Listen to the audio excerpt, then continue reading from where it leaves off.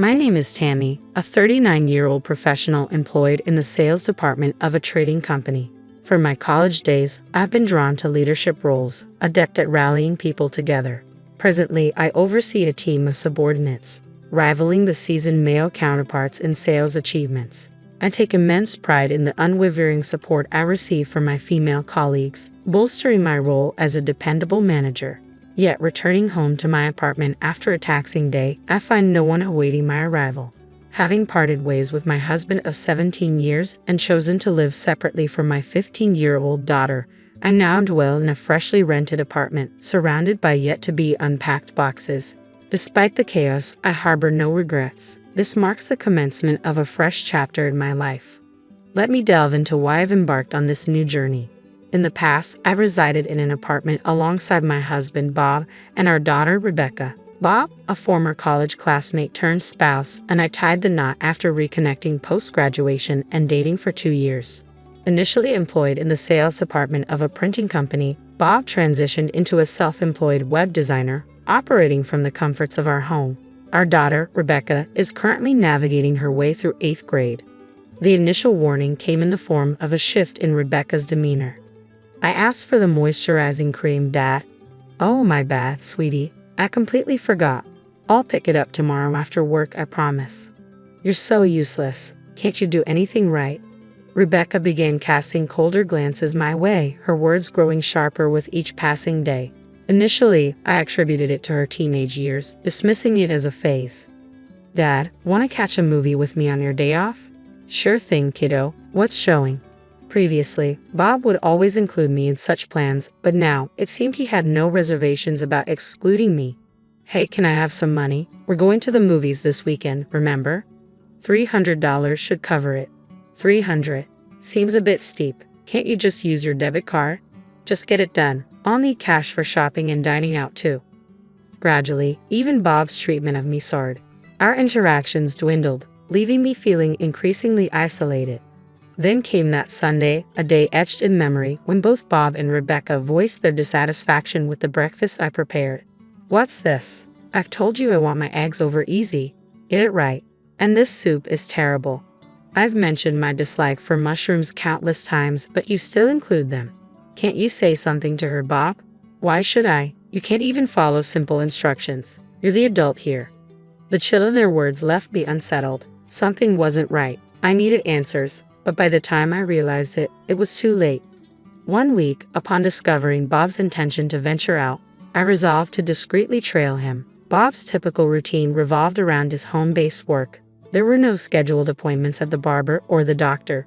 So why this sudden outing? Suspicion gnawed at me. Regrettably, my suspicions were confirmed. In the cafe awaited a young woman, a woman in her 20s, possessing a striking physique. As they departed the establishment, arm in arm, my head spun, rendering me unable to pursue them. The dreaded day I had long feared had arrived. My apprehensions stemmed from a lack of confidence in my own appearance. I always harbored the fear that Bob might stray due to my perceived shortcomings and looks. While Bob exuded undeniable handsomeness, I often questioned why he had chosen me. Subsequently, I enlisted the services of a private investigator to delve into Bob's relationship with the woman. Your husband's paramour is a 26-year-old named Sofia Garcia, employed at a cosmetic surgery clinic. Among the photographic evidence presented by the detective, some were too explicit for me to bear directly. They depicted open displays of affection, hotel entrances, and disturbingly, there were images featuring a certain third party. And here's another. This one shows the 3 of them, including Rebecca. What could this possibly mean? So, it seems your daughter is involved as well. It appears that your husband's relationship with Sofia has the approval of Rebecca.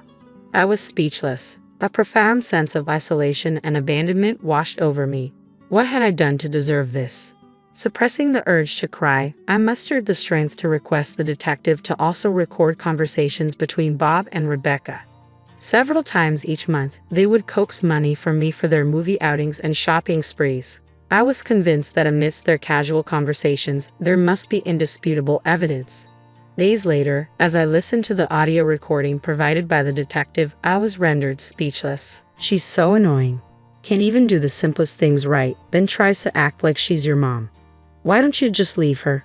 Sophia's been waiting patiently, hasn't she? Speaking of which, Rebecca, I think it's too early to talk about divorce. That's ridiculous. Sophia's been waiting, hasn't she? I've discussed it with Sophia. I can't stand being around that ugly woman. Same here, but she's the one bringing in more money. So, you understand, right? Is that a yes? I wasn't sure. Yeah, that's the plan. If I rush into a divorce, I'll lose access to that money. We need to proceed cautiously, withdraw as much as we can, then let Sophia move in. Exactly. I'll need to gauge if Sophia can handle that lifestyle, and if not, I'll have to persuade her. But I think she'll be fine. She's so accommodating. Beautiful women just have a different way about them, you know? Yeah, I get it. I regret it deeply. Marrying that unattractive woman was the biggest mistake of my life. That evening, beneath the scalding spray of the shower, tears streamed down my face. I wept until there were no more tears left to shed, and in that moment, I resolved to take action.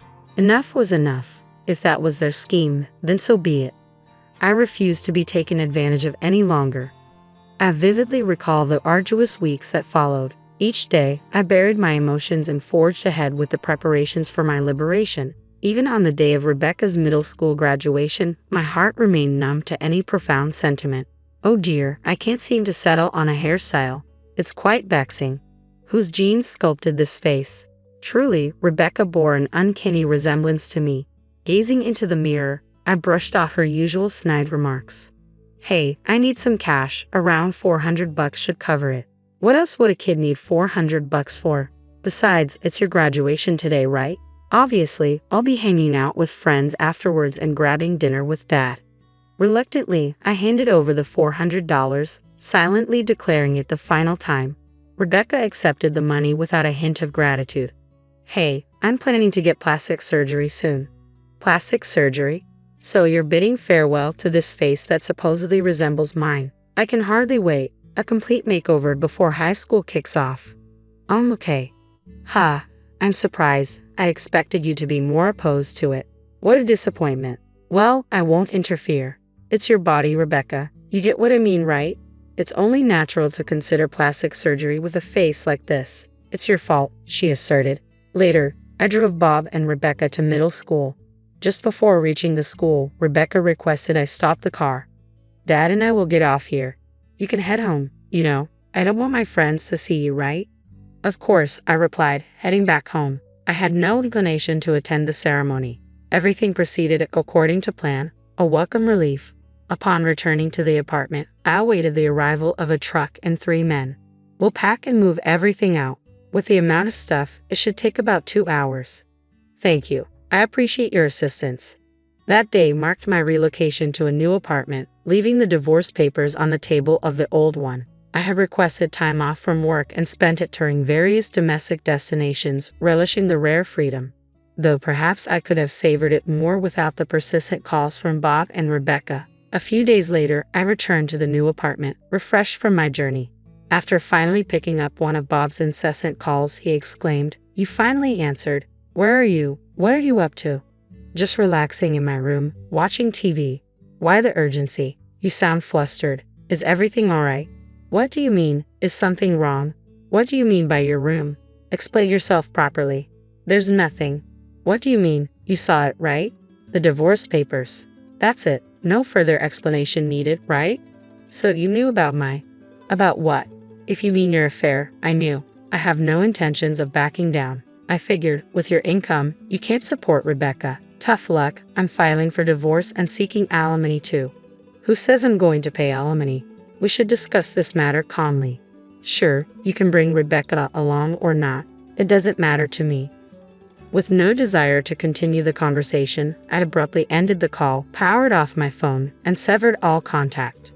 I chose the caf for our discussion, the very same one where I had first seen Bob meeting with Sophia. But this time, only Bob showed up. There was no sign of Rebecca. She must be recovering from her plastic surgery. Poor girl. "Who's that with you?" I inquired. "This is my attorney, Mr. Johnson," Bob replied. "You brought a lawyer?" "Well, did you bring the filled-out divorce papers as I asked?" "As I've said, I won't fill out such a thing. I'll tell you as many times as it takes. I have no intention of breaking up. Do you just want the money? I do. Do you think we can continue our marriage for that reason? What? Who said I'm after your money? Who said it? You're making assumptions about people's feelings. I nodded at Mr. Johnson, who then took out his smartphone and calmly pressed play. What ensued was a conversation between Bob and Rebecca from that day. Bob's complexion turned ashen instantly. It's quite an experience to hear your own derogatory remarks played back to you. I don't want to breathe the same air as that ugly woman. If I carelessly break up with her, I won't be able to use the money. Bob's voice echoed through the cafe. No matter how many times I hear those words, they pierce straight through my heart. Knowing that this is his true sentiment sends shivers down my spine. A recording? What the hell do you think you're doing? Bob exclaimed. What am I doing? I think I should be the one asking that. Did you use the money? I want to clarify something before we proceed. You have been seeing Sophia, correct? I asked, studying Bob's expression. Yes, that's correct, Bob affirmed, nodding. In that case, Mr. Johnson interjected, if you have no intentions of divorcing, we will proceed with filing for divorce in family court. We will also discuss the division of assets. The court will examine the circumstances and ascertain the facts to determine whether the divorce is warranted. Mr. Johnson held up the smartphone. The conversation you had with your daughter earlier is quite significant in this case. In my professional opinion, divorce seems highly likely. Oh, I see. I came here today to discuss what happens next, I explained, pulling out various documents meticulously prepared for this occasion. This chart outlines the money I've given you and when, and this document details the utility bill payments. What? What's all this for? Bob demanded, clearly taken aback. And here's a record of withdrawals from our joint account, I continued, presenting another document. Rebecca's surgery incurred significant expenses, didn't it? Eyelid surgery, eye shape correction, double eyelid surgery, nostril reduction, filtrum reduction, creating tear bags, cheek and nasal bone shaving. The total costs amounted to $40,000. There's only about $20,000 left in savings. We used to have $70,000. You've spent quite a sum, haven't you? That was for Rebecca. I could replenish the savings.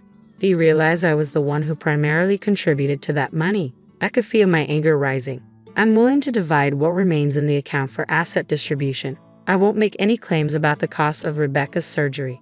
However, what I do expect you to compensate for is the emotional turmoil I've endured. Keep that in mind. And by the way, have you been in contact with that woman, Sophia? No, not really, Bob replied. That's concerning. I had a private investigator look into her background. Turns out she has a criminal record. You need to watch your back. A criminal record? What for? Bob's alarm was palpable. She was charged with fraud and arrested. It seems she was colluding with the director of another cosmetic surgery clinic. What in the? She must have seen you and Rebecca as easy targets. My sympathies, and Rebecca's surgery. I hope it went smoothly. If not, we might have to negotiate with the hospital or even consider legal action. We'll need to assess whether the clinic is willing to settle. In cases like this, many clinics refuse to admit fault and become obstinate, Mr. Johnson added, causing Bob's complexion to noticeably pale. That's all for today. Send the divorce papers to Mr. Johnson. I will be providing my address. Wait, please, just one more thing. Can you lend me some money? Bob's plea was pitiful. I can't believe I ever fell for a man like him. Absolutely not, I stated firmly, leaving the cafe with Mr. Johnson, leaving Bob behind, visibly devastated. Rumors later circulated about Bob and Rebecca's downward spiral. Bob struggled to afford even a modest apartment on his salary alone. To support Rebecca, she had to take up odd jobs like newspaper delivery, and they downsized to a cheaper apartment, compromising their standard of living. Bob's web design projects weren't sufficient, and he resorted to day labor to make ends meet. It was truly pitiful, but Bob had to persevere. After all, he still owed me alimony. I decided to allow him to pay in installments. Paying the full $30,000 upfront would have been impossible for Bob, given his struggling business that barely covered his supplementary income. Taking out a loan was out of the question. I could have suggested borrowing from a loan shark, but I didn't want to subject him to that kind of pressure. A few days later, Rebecca called me. As expected, the surgery was a failure. It was far from what she had hoped for. Rebecca and I met at the cafe, having not seen each other in a long time. She still had bandages on part of her face. The surgery had left noticeable marks, and she would require further procedures to correct them. It was a dire situation. So still no luck reaching that Sophia girl, huh? Yeah, you were spot on, Mom. She saw us as easy targets, Rebecca remarked, gazing out the window with a thoughtful expression. She appeared more mature to me than ever before. Well, I should get going now. Part-time job first and high school homework. My schedule's pretty packed, she explained. Good luck. I wished her. Thanks, Mom, and I'm really sorry for all the trouble I've caused, Rebecca apologized sincerely. No need to suddenly be so polite. I won't be giving you any more money, okay? I won't bring it up again. With a nod, Rebecca left the cafe, marking the beginning of where I am today. I have few regrets. I'm content with my current life. Rebecca is practically independent now, and I hold no lingering feelings for my ex-husband, who had little to offer besides his appearance. I saw him recently in town, covered in dirt, working in construction gear and a helmet. Did he always have such sorrowful eyes? He looked entirely different. I hardly recognized him. Making a living is challenging, and he deserved to face difficulties after squandering so much money. It's not all about looks. I truly believe that now. I'll continue to do my best just as I am. With the reset button pressed on my life, the future appears brighter than ever before. Hi, I'm Ella.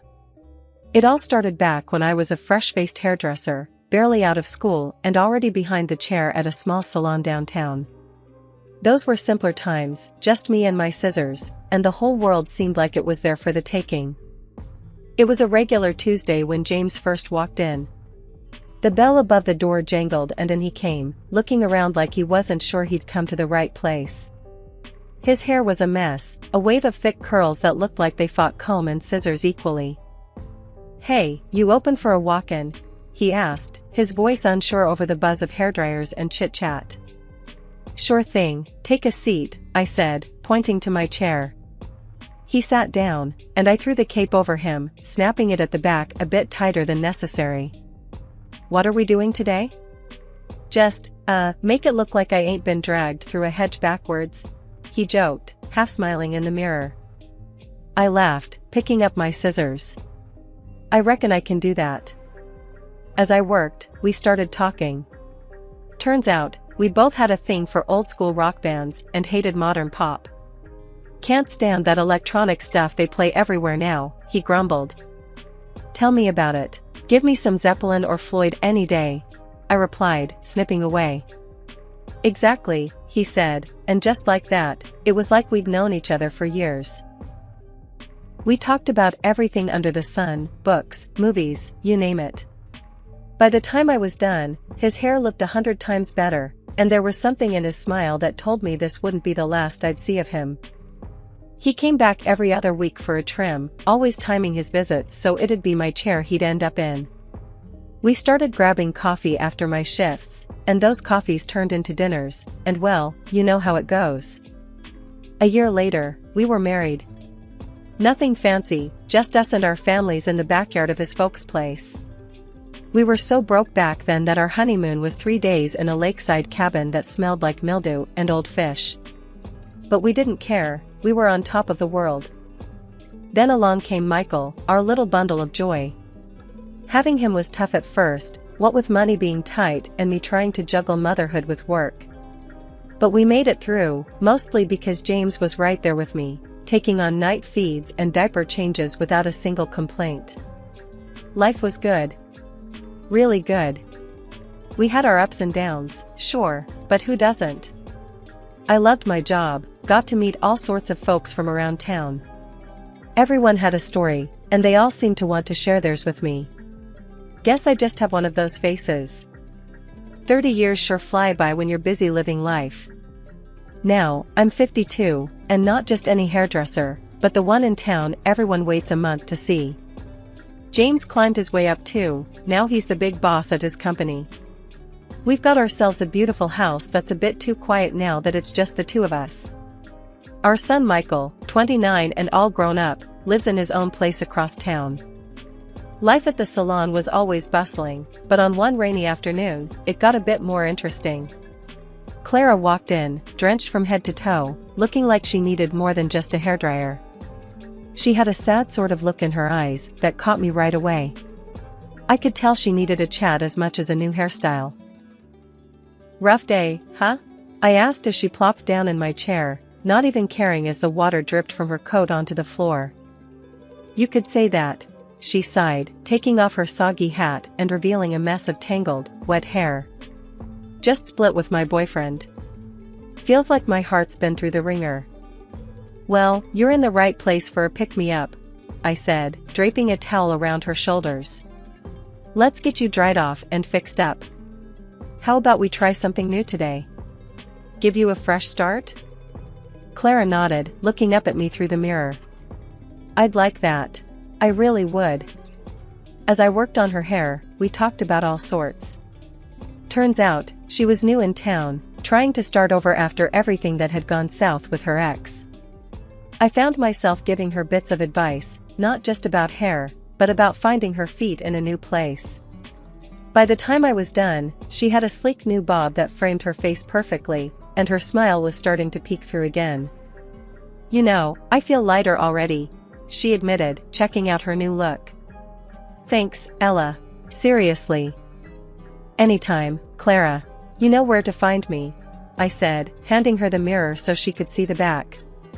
Just then, Michael walked in, surprising me during work hours. He'd been doing some errands around town and decided to drop by. His eyes landed on Clara, and I saw that same spark I'd noticed between me and James all those years ago. "Mom, hey, who's this?" Michael asked, trying not to make it obvious he was checking Clara out. "This is Clara. Clara, meet my son Michael. He's usually not around during the day, thinks he's too busy for his old mom," I joked, giving Michael a playful glare. "Nice to meet you, Clara. And Mom, I'm never too busy for you," Michael shot back with a grin. Clara laughed, and I could see her warming up to Michael's charm. "Nice to meet you too, Michael. Your mom's been telling me all about the town. Sounds like you both know it inside out." "Yeah, well, I could show you some places if you like," Michael offered, and I almost rolled my eyes at how smooth he was being. "That'd be great," Clara said, her smile bright and genuine now. As they chatted, I cleaned up my station, keeping one ear on their conversation. It was clear they clicked instantly. Michael offered to take her out for a coffee to continue their tour guide chat, and Clara agreed. Watching them walk out together, I felt a mix of emotions. I was happy for Michael, seeing him light up around Clara, but a part of me worried, too. Starting new relationships on the rebound can be tricky, and I hoped he wouldn't end up getting hurt. Michael and Clara, who quickly became like a daughter to me, had rushed into marriage. It was a whirlwind, sure, but seeing them so happy made everything feel right.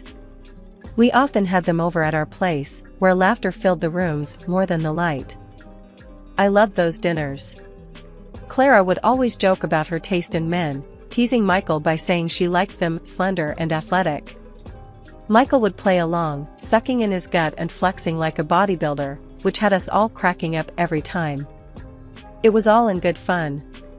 And after we ate, Clara would help clean up without missing a beat, saying she couldn't just sit and watch me do all the work. It warmed my heart to have such a caring daughter-in-law. James and we were doing all right ourselves. He had become a big shot at his company, always busy, always on the move. But things started to change, subtly at first. He began working late more often, and his business trips multiplied. I'd ask him about all the extra hours and travel, and he'd just shrug it off, saying, "It's a busy season, Ella. Gotta make hay while the sun shines." I couldn't argue with that, but it was his newfound love for the gym that really threw me for a loop. One morning, I found him digging out workout clothes from the back of our closet. "What's all this about?"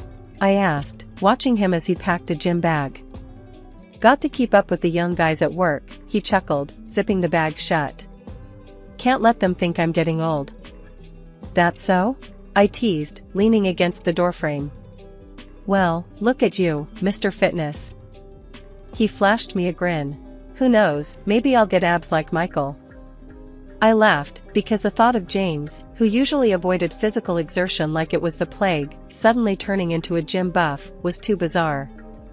But, I have to admit, part of me was glad. Glad he was taking care of himself. It seemed like a good thing. Life seemed almost perfect. Our home was filled with love and laughter, our careers were thriving, and with Michael and Clara so happy, grandkids didn't seem like a far-off dream anymore. But every so often, when James would leave for another sudden business trip or come home late from the gym, a small voice in the back of my head whispered doubts. I pushed them away, telling myself it was all normal, just part of life's routine adjustments. Yet, I couldn't shake the feeling entirely. Watching him pack for another trip, I'd find myself asking, "Everything okay at work?" "Same as ever, just the grind," James would answer, and though his words were reassuring, his eyes didn't quite meet mine like they used to. I started watching the clock, noting when he left and when he got back. The intervals were stretching longer, the explanations shorter. "Just ran into some traffic," or "had to help a colleague out," became common refrains. One night, lying in bed waiting for him to come home, I realized that no matter how perfect things seemed, there was a crack somewhere. I just hoped it was my imagination running wild, a silly phase that would pass. Because the alternative, the possibility that something serious was amiss, was something I wasn't ready to face. Not yet. It was a regular Thursday at the salon when Marie, a client I've known for years, came in bubbling with excitement about her recent vacation. As she settled into the chair, she started showing me videos they'd taken. "We caught so much of the trip, Ella, look at this one," she beamed, scrolling through her phone. As she held up the screen, a video of a bustling restaurant played. I watched, half listening as Marie narrated their dining experience, but my attention snapped fully when the camera unintentionally captured a couple at the next table in a deep kiss. My heart sank, my breath caught in my throat. It was James and Clara, Michael's wife, tangled up in each other, completely lost in the moment. "Can you send that to me?" I managed to choke out, my voice barely above a whisper. Marie, puzzled by my sudden interest, nodded slowly and forwarded the video to me. "Sure, but are you all right, Ella? You look pale." I forced a smile, shaking my head slightly. "Yeah, just thought I saw someone I knew. Thanks." The rest of the day passed in a blur. My hands moved mechanically, cutting and styling, but my mind was stuck on that video. The image of James and Clara together haunted every moment. I didn't dare call James. Instead, I waited until I was home, my nerves stretched tight, and called Michael. "Michael, I need you to come over. It's important," I said as soon as he picked up, trying to keep my voice steady. When he arrived, his face was etched with concern. "Mom, what's going on? Are you okay?" I didn't meet his eyes as I handed him my phone with the video queued up. "Just watch," I said, my voice breaking. The color drained from Michael's face as he watched.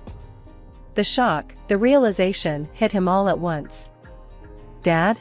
And Clara?" His voice was a mix of disbelief and pain. He looked from the phone to me, searching for an answer. Before I could reply, the front door swung open and in walked James, Clara beside him, both laughing about something trivial.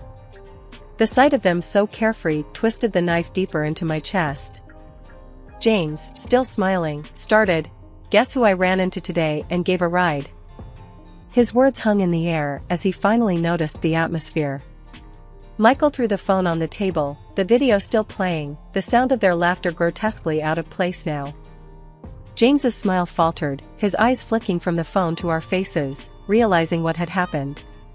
Clara's smile dropped as she followed his gaze to the screen displaying their indiscretion. The second that video ended, the air in the room turned icy. James turned pale as if he'd seen a ghost, while Clara, with a cruel smirk, didn't even try to hide her glee. "I love him," she declared, pointing unabashedly at James. "And honestly, Ella, you're old. He doesn't want you anymore." Her words stung like a slap. I felt a deep, hollow ache in my chest. I couldn't believe I had welcomed such a snake into our home, into our family. How had I been so blind? Michael's reaction was instant. His face flushed with anger as he stood up, towering over his father. "I'm done with you, Dad. And you." He turned his fury towards Clara. "Get out of my house." Clara's laugh was sharp, her voice laced with entitlement.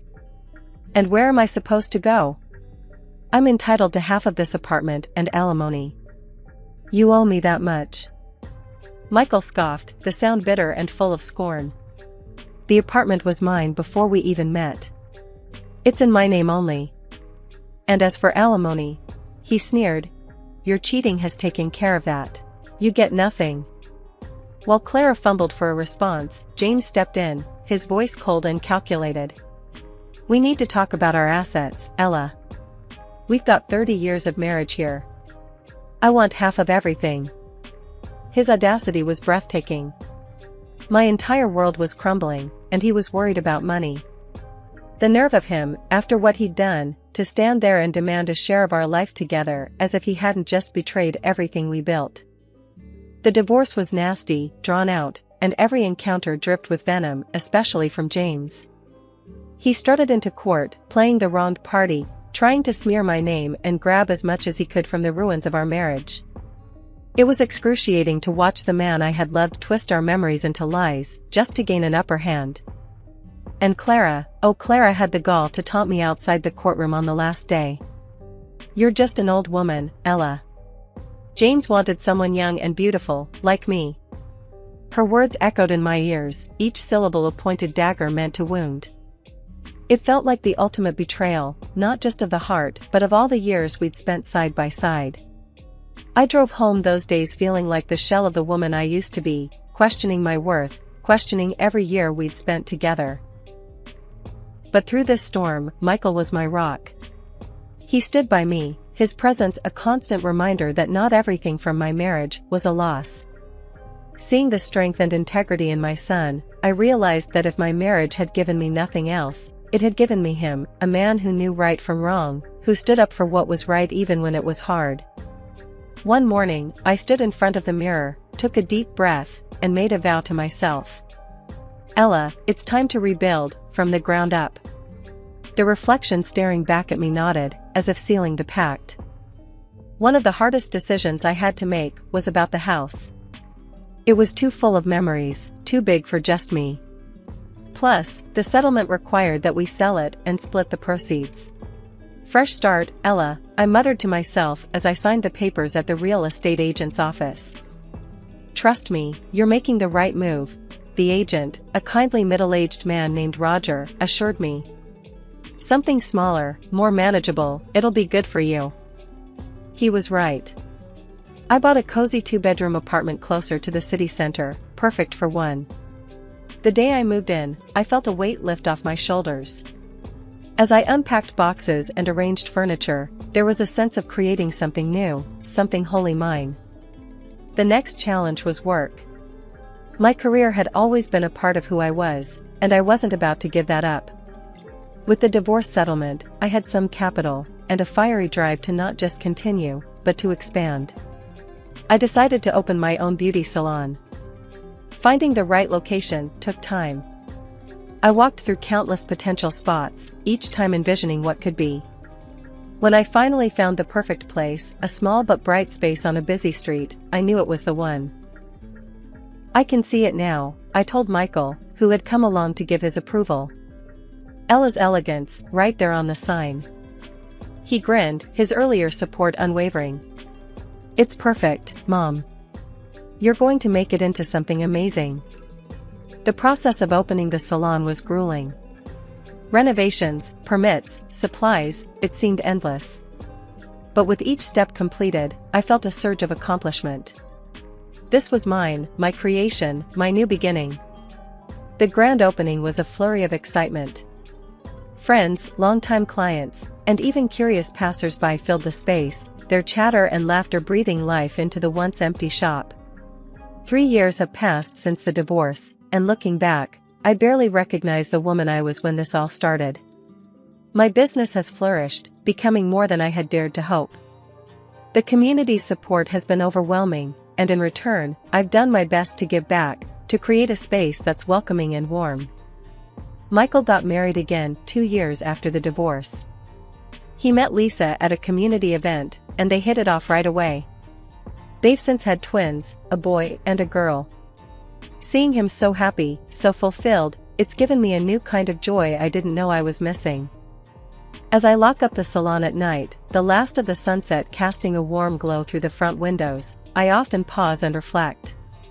This journey, every up and down, every setback, and every victory, has reshaped me.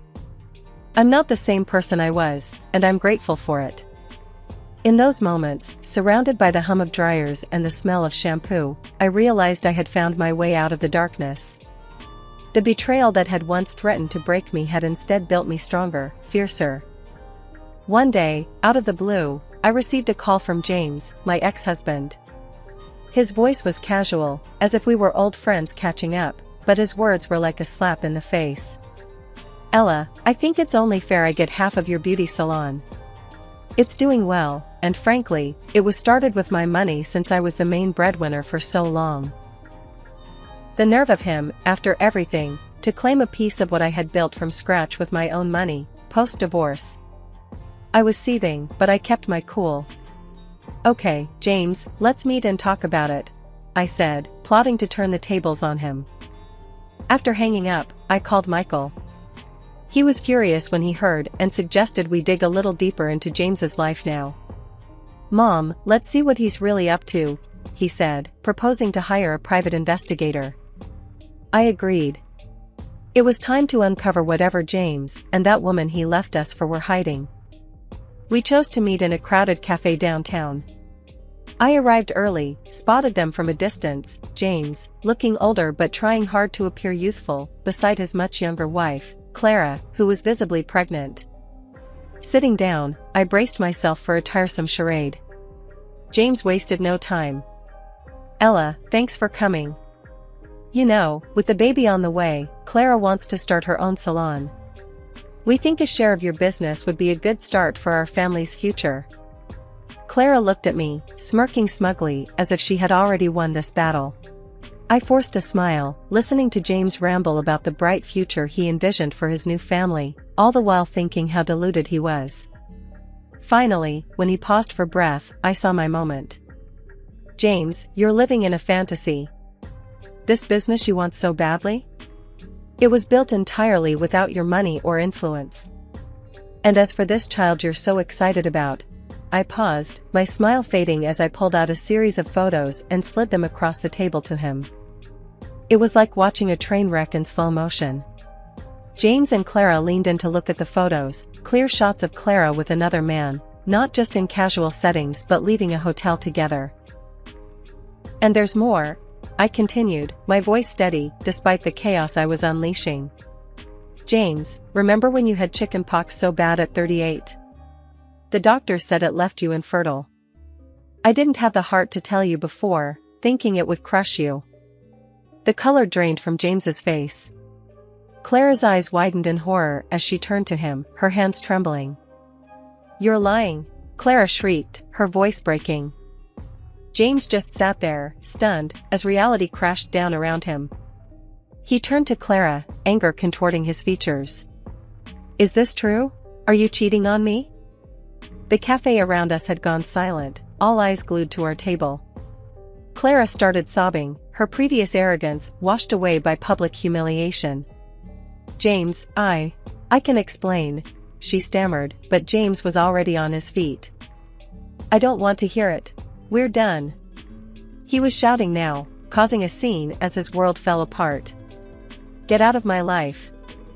I stood up, smoothing down my skirt. "I think this meeting is over," I announced, my voice loud enough for the surrounding tables to hear. "I want nothing more to do with either of you." As I walked away, the last thing I saw was Clara weeping and James yelling, the staff rushing over to intervene. I stepped out into the sunlight, feeling a weight lift off my shoulders. A few days later, I was at the salon, tidying up after a busy day. The bell above the door jingled, and I looked up to see Michael walking in, his face bright with a smile. "Hey, Mom, how's the champion of independence doing today?" he teased, walking over to give me a hug. I laughed, handing him a broom to help me clean up. "Oh, stop it. But I won't lie, it feels good.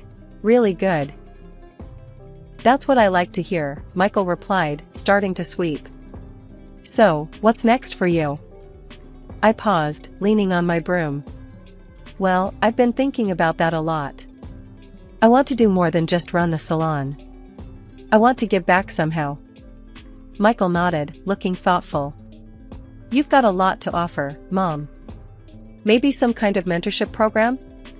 You know, for young women starting out?" "That's exactly what I was thinking," I said, excitement bubbling up inside me. "I want to help them build their own futures, make sure they have the support they need." The following weeks flew by as I put our ideas into action. I reached out to local community centers and schools, setting up workshops and talks. The response was overwhelming. So many young women came, eager to learn and grow. One evening, after a particularly successful workshop, I sat in my salon, reflecting on everything that had happened. The phone rang, and I answered it, still in a reflective mood. "Ella's Elegance, this is Ella." "Mom, it's me," came Michael's cheerful voice. "Just wanted to check in. How was the workshop today?" "It was fantastic, Michael. These girls, they're so bright and full of potential. It makes me feel like I'm really doing something worthwhile," I replied, a smile spreading across my face. "That's awesome, Mom. I knew you'd be great at this." We chatted a bit more, and after hanging up, I felt a profound sense of peace. I had come so far from the woman who thought her life was over after a divorce.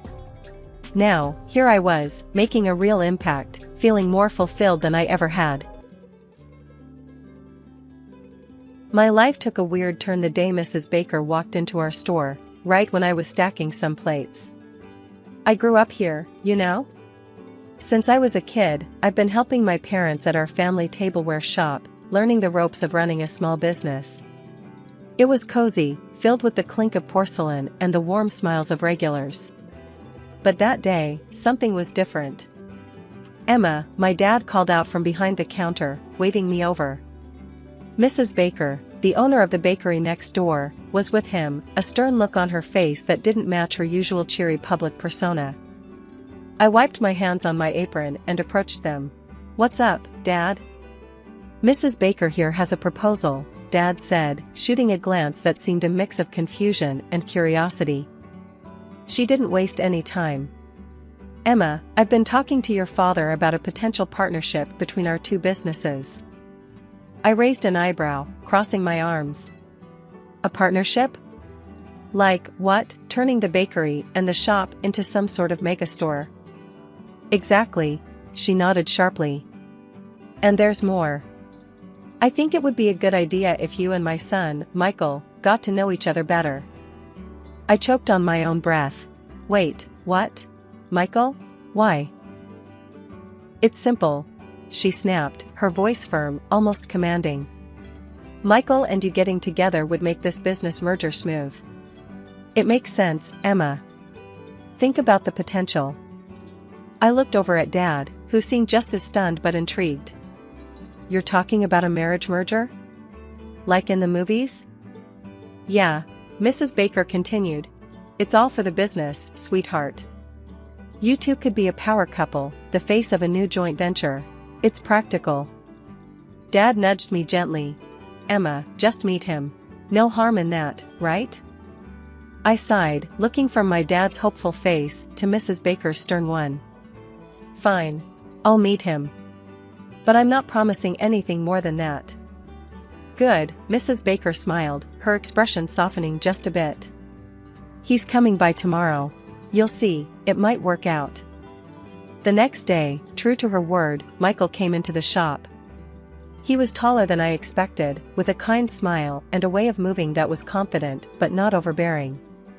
We talked over coffee, surrounded by the clinks of our store, and I had to admit, he was nothing like his mother, polite, funny, and surprisingly down-to-earth. "So, your mom tells me we're supposed to save the family businesses by getting hitched," I joked, trying to keep the mood light. He laughed, a genuine, hearty sound. Yeah, she has a way of putting things, doesn't she? Look, I know this is weird, but I think we could make a good team, in business at least.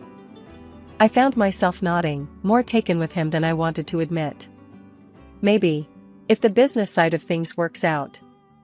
As he left, I couldn't shake the feeling that this crazy idea might just work, or at the very least, it wouldn't be boring. Marrying Michael had felt like stepping into a whirlwind. Before I knew it, our businesses were smashed together into one big store.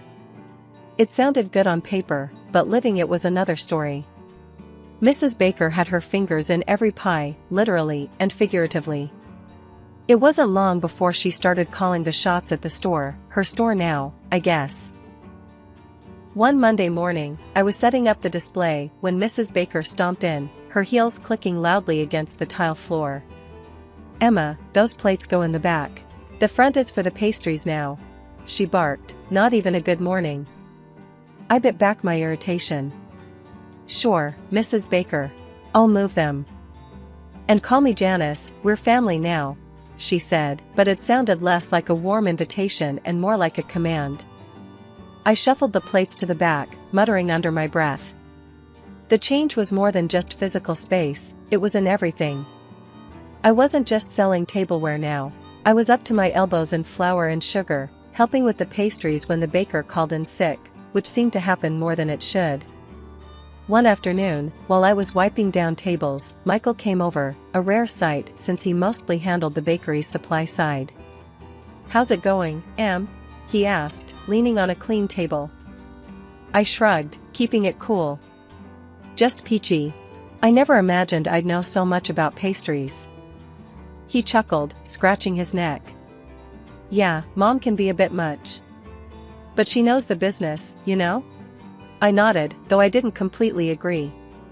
Sure, she knows her stuff. But I feel more like I'm just another one of her employees, not a partner. Michael frowned slightly. "It's just the way she does things, Em. Give it time, she'll ease up." I doubted that, but changed the subject.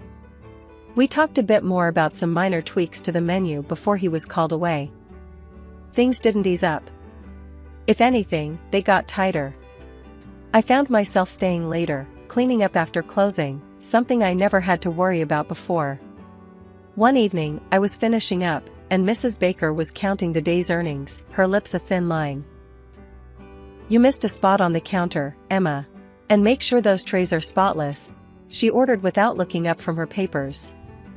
I cleaned the spot she mentioned, my hands moving automatically.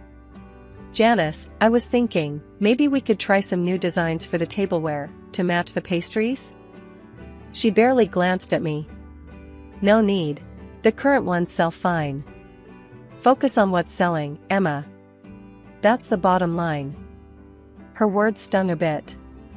I was used to having ideas, being part of decisions. Now, it felt like I was just here to follow orders. I missed the old days, the old store, my old life. Moving in with my husband's parents wasn't my idea of a perfect setup, but Janice insisted it made sense. "Why waste money on rent when you can live here and help out more at the store?" she had said. Her house was just a short walk from our joint business, making it all too easy for me to spend most of my waking hours there. At first, things seemed okay. The bakery and store were booming, and revenue was up. I was busy, sure, but it felt like we were all pulling together for a common cause. That was until I realized the price I was paying. I had to drop out of college. "You won't need a degree to sell plates and pastries," Janice told me, dismissing my dreams as if they were crumbs on the table. One chilly morning, as I was arranging a new batch of ceramic teapots that had just arrived, Janice marched in, her eyes scanning the store like a general assessing their troops. "Emma, why are these teapots here?" "I told you, the new pastry display goes in this section," she said, her voice sharp, cutting through the morning calm. I sighed, pushing down the irritation bubbling inside me. "Sorry, Janice. I thought they'd catch more eyes here. I'll move them." She watched me, her arms crossed. "Look, Emma, I appreciate your ideas, but we need to focus on what sells. Pastries are selling, not these fancy teapots. I moved the teapots to the back, feeling a sting of frustration. It was becoming clear that my role here was more about following orders than bringing any of my own ideas to the table. Later that day, Dad came by the store. It was becoming a rare occurrence. He looked around quietly, a somber look on his face. We found a quiet corner, and I asked him straight up, "Dad, why don't you come by much anymore?" He sighed, looking tired. "Emma, things have changed. Janice has, well, she's taken over completely. I'm just in the way here." I frowned, confused and a bit angry. "But it's our store too. Can't you talk to her?" Dad shook his head. "It's not that simple. The contract we signed. I didn't look at it close enough. It's all tilted in her favor. I'm basically out of the loop." I clenched my fists, feeling betrayed. "That's not fair, Dad. We should do something about it." He patted my shoulder, trying to smile. "It's business, Emma. I guess I just got outplayed. Just try to get along, okay?" I nodded, though resentment simmered inside me. After Dad left, I went back to work, my thoughts chaotic with anger and helplessness. A few days later, Janice caught me rearranging some of the displays to make room for new stock. "Emma, what are you doing? I didn't approve this change," she snapped, her eyes narrowing. I stood my ground this time. "Janice, we need to make room for new stock. These items aren't selling. We can't just push pastries, people come here for variety." She stepped closer, her voice low and harsh. "Listen here, I know what I'm doing. This isn't some little game, Emma. It's a business. My business now. You do well to remember that." Her words hit hard, and I was left speechless as she walked away, leaving me to stew in my frustration. When the pandemic hit, it threw everyone into chaos, our store included. Sales nosedived as lockdowns kept our regulars tucked away at home. I remember standing in the middle of the eerily quiet store, feeling the weight of impending doom. It was clear we had to pivot, and fast, or we'd be another casualty of the crisis. One morning, I approached Janice, who was busy flipping through inventory lists that looked more depressing by the day. "Janice, we should take the store online," I suggested, trying to sound as confident as possible. "We can set up a delivery system. It might help us keep going until all this blows over." She looked up, skeptical. "Online, huh? And who's going to set that up? You?" "Yes, me. I've been reading about it. It's not that hard, and I think it's worth a shot," I responded, feeling my resolve harden. With a heavy sigh, Janice finally conceded. "Fine. Do what you can. But this better work, Emma." I threw myself into the project, learning everything from website design to logistics. Surprisingly, or maybe not, the online shift was a hit. Orders started rolling in, and it wasn't long before we were busier than we had been in months. I managed everything, from updating the website daily to coordinating with couriers, and it felt good to be proactive, to steer the ship through stormy waters. As the pandemic waned and life slowly edged back to normal, I had a new idea. "Janice, why don't we keep focusing on online sales and individual orders? It could be a new direction for us." I proposed one evening as we were tallying up the day's sales, which had shown a promising upturn thanks to the online orders. Janice didn't even look up from the books. "No, Emma. We're going back to how things were. That's enough of this online nonsense." It was a temporary fix, not a new business model. Michael was there too, nodding along to his mother's words. "Mom's right, Em. People will want to come back in person. Let's not fix what isn't broken." I bit my tongue, holding back a retort. It was frustrating. We had a golden opportunity to evolve, but they were too set in their ways to see it. A few weeks later, as we officially halted the online operations and focused on in-store traffic, I overheard Janice talking to a group of her friends in the store, laughing and boasting. Yes, it was quite a challenge, but I managed to keep the business afloat during the pandemic. We had to adapt, of course. I paused behind a shelf, my hands clenched into fists. The nerve of her, taking credit for my sleepless nights, my ideas, my hard work. It stung, but I swallowed my anger. Arguing wouldn't change her attitude, and it wasn't worth the drama. It was a gloomy Tuesday, rain pelting down so hard it drummed against the store windows like 1,000 tiny drums. Most folks were smart enough to stay indoors, but the shop was open, just in case. I was tidying up some displays near the entrance, lost in thought, when the bell over the door jingled sharply. A small girl, no older than 8, stood dripping in the doorway. Her coat was soaked through, hair plastered to her head, eyes wide and scared. I dropped the cloth I was holding and rushed over. "Hey there, sweetie, come on in. You're soaking wet," I said, guiding her gently inside. She shivered, clutching a small backpack to her chest. I got lost. I can't find my mom." "Don't worry, we'll find her, okay? Let's get you warmed up first," I reassured her, fetching a towel from the back to dry her off. As I was rubbing her hair dry, Janice stormed over, frowning deeply. "What's this, Emma? Why is this child here? She's dripping all over the floor." I frowned back, protective over the little girl. "She's lost, Janice. She needs help." Janice scoffed, waving dismissively at the girl. "She's probably just a beggar. We don't need this kind of trouble. Get her out of here before she scares away any customers." I stood up, feeling my temper rise. "She's a child, Janice. It's pouring outside. We can't just throw her out. Do I have to remind you that this is a business, not a charity?"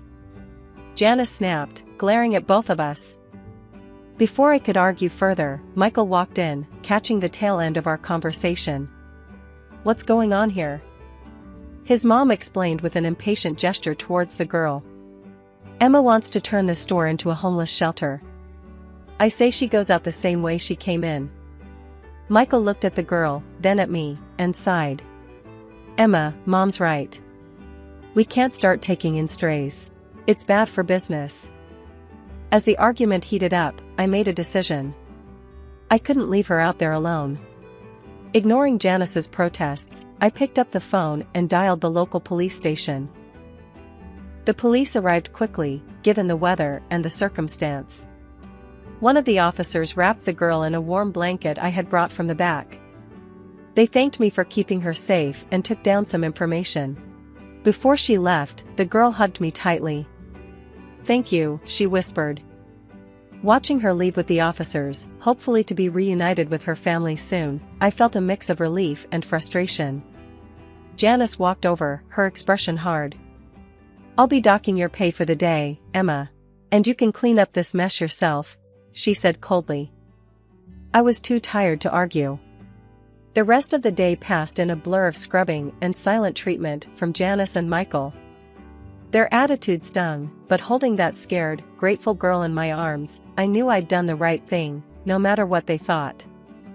It was a regular Thursday morning at the store, just a week after the rainy day incident with the lost little girl.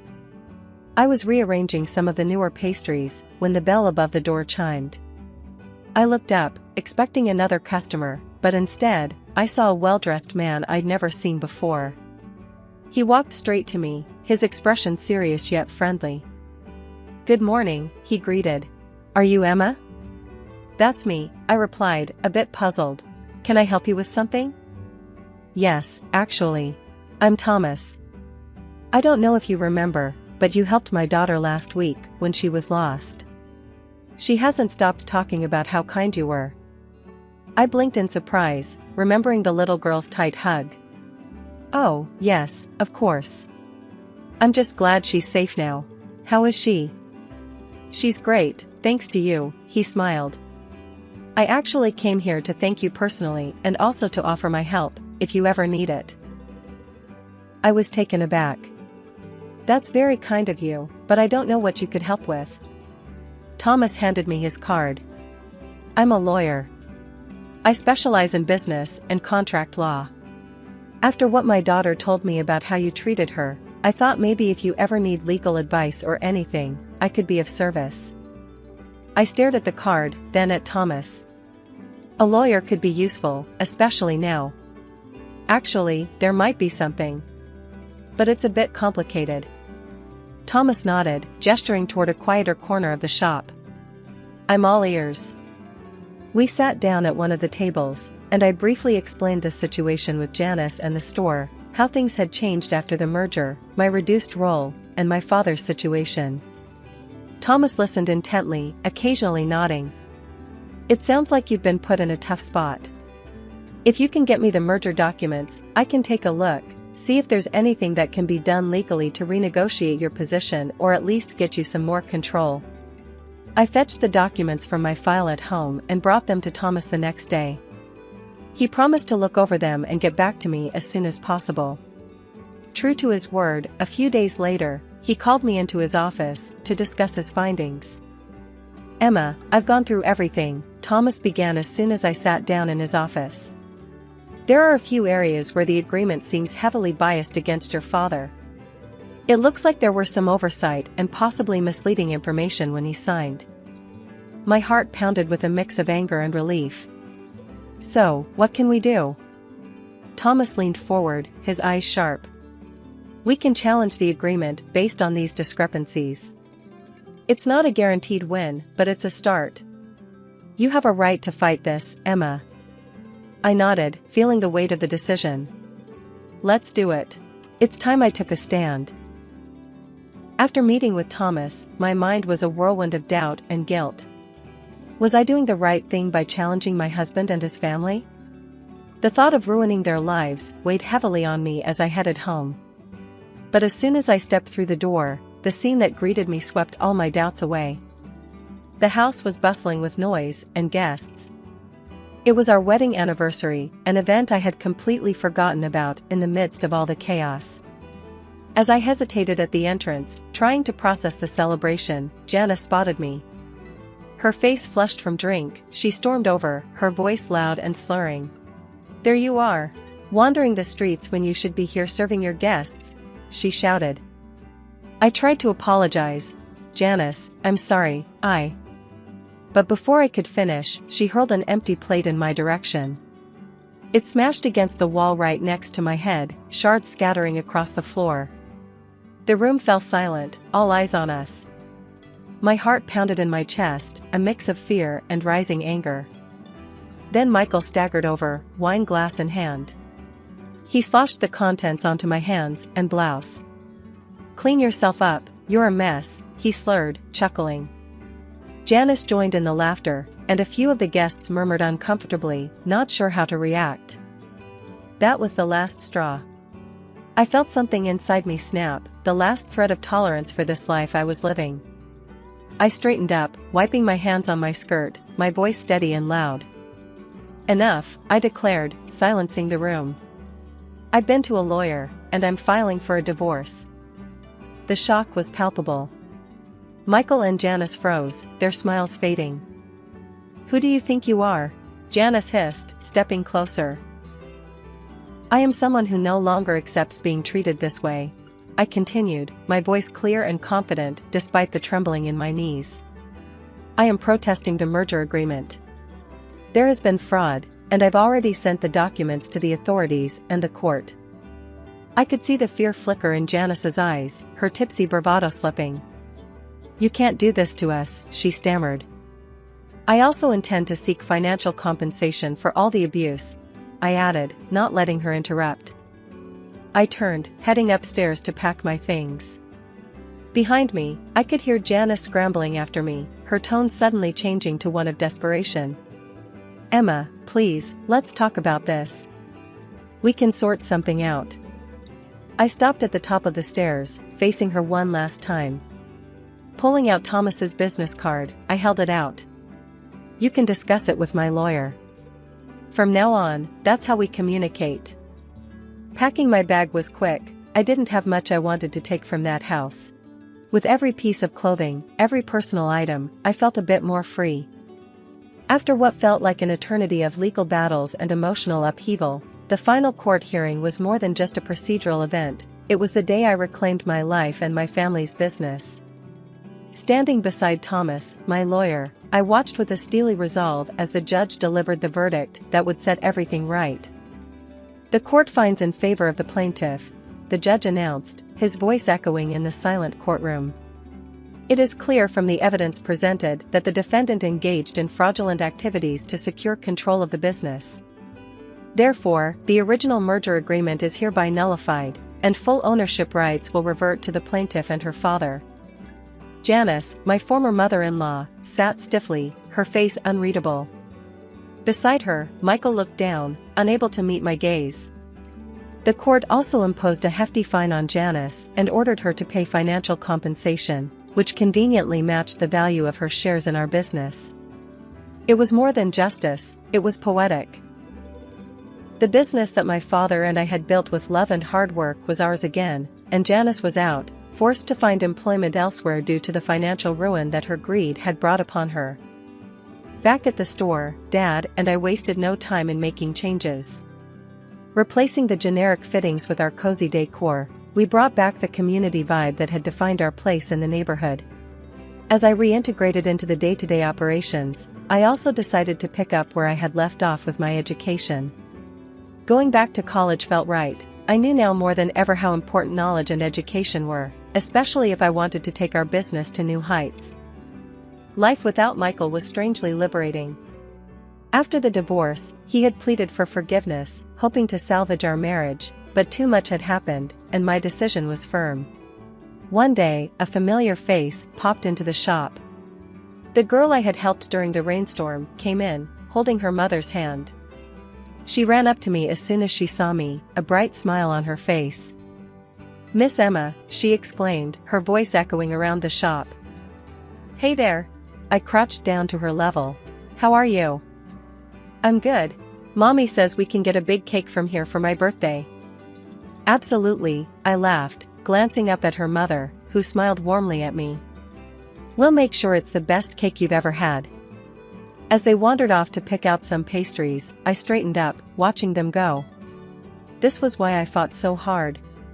Not just for me or for my dad, but for these moments of joy and community.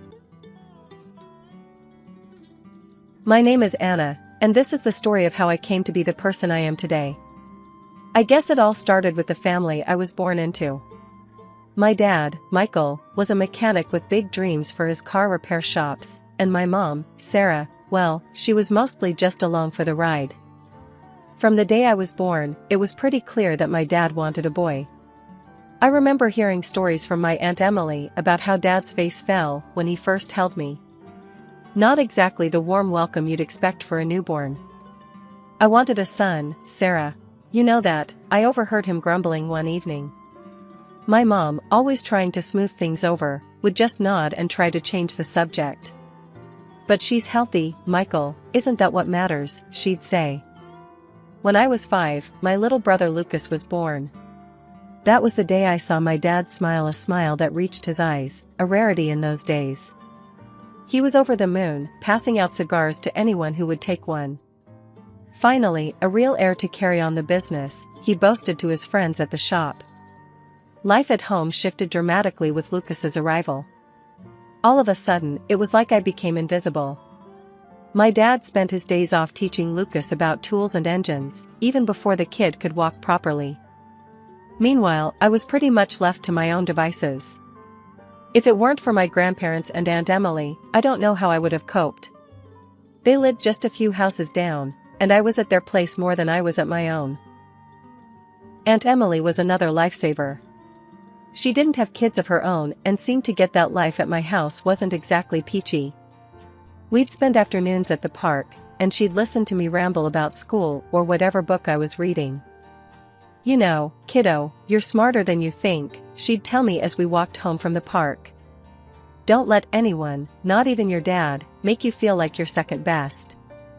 I clung to those words, especially on days when the difference in how my parents treated Lucas and me was blindingly obvious. Like that one time when my dad came home with a brand new bike for Lucas. I remember standing there, hoping maybe there was one for me too. "Why would you need a bike, Anna? It's not like you go out much," Dad said with a shrug when he saw me eyeing the bike. I ran out of the house, tears stinging my eyes, straight to my grandma's. She was in her garden, as usual, and without a word, she opened her arms wide, and I buried my face in her apron. "Let them talk, Anna. You're going to outshine them all one day, you'll see," she whispered as she stroked my hair. One chilly morning in October, right after my 10th birthday, my grandparents decided to surprise me with something special, a cell phone. It wasn't anything fancy, just one of those basic models that could make calls and send texts, but to me, it might as well have been a diamond. We were in their cozy kitchen, the smell of freshly baked cinnamon rolls still lingering in the air. Grandma handed me a small, wrapped box with a mischievous twinkle in her eye. "Go on then, Anna, open it up. It's high time you had one of these." As I tore off the wrapping paper and saw what it was, my eyes must have been as big as saucers. "Really? For me?" I squeaked, hardly believing it. "Of course, for you." Grandpa chuckled, his voice booming warmly. "Every young lady needs to stay connected these days." I spent the next few hours fiddling with the phone, setting it up with Grandma's help, and saving their numbers as my first contacts. But my excitement was short-lived. The next day, I made the mistake of taking my new phone home. I was in the living room, showing it off to Aunt Emily, who had dropped by, when Dad walked in from work. "What's that you've got there?" His tone was more curious than kind, his eyebrows knitting together as he peered at the phone in my hands. "It's my new phone. Grandma and Grandpa gave it to me," I said, a bit too eagerly. Dad's face hardened in an instant, and he reached out, snatching the phone from my grasp. "This is too much for a kid your age. Lucas needs this more than you do." "But," I started to protest, but Aunt Emily put a hand on my shoulder, giving it a gentle squeeze, a silent signal not to argue. Lucas, who had been playing with his toy cars on the floor, looked up, clueless but interested in the sudden tension. Dad wasted no time, he shoved the phone into Lucas's hands. "Here, son, you can have this. Learn to take good care of it." I felt a surge of anger and injustice boiling inside me, but before I could say another word, Aunt Emily steered me out of the room. "Let's go for a walk, Anna. Cool down a bit, huh?" Outside, Aunt Emily let out a long sigh. "Your dad can be a real jerk sometimes, you know? But we've got your back." "I don't get it, Emily. Why does he always do this? Why am I always the one who has to give up everything?"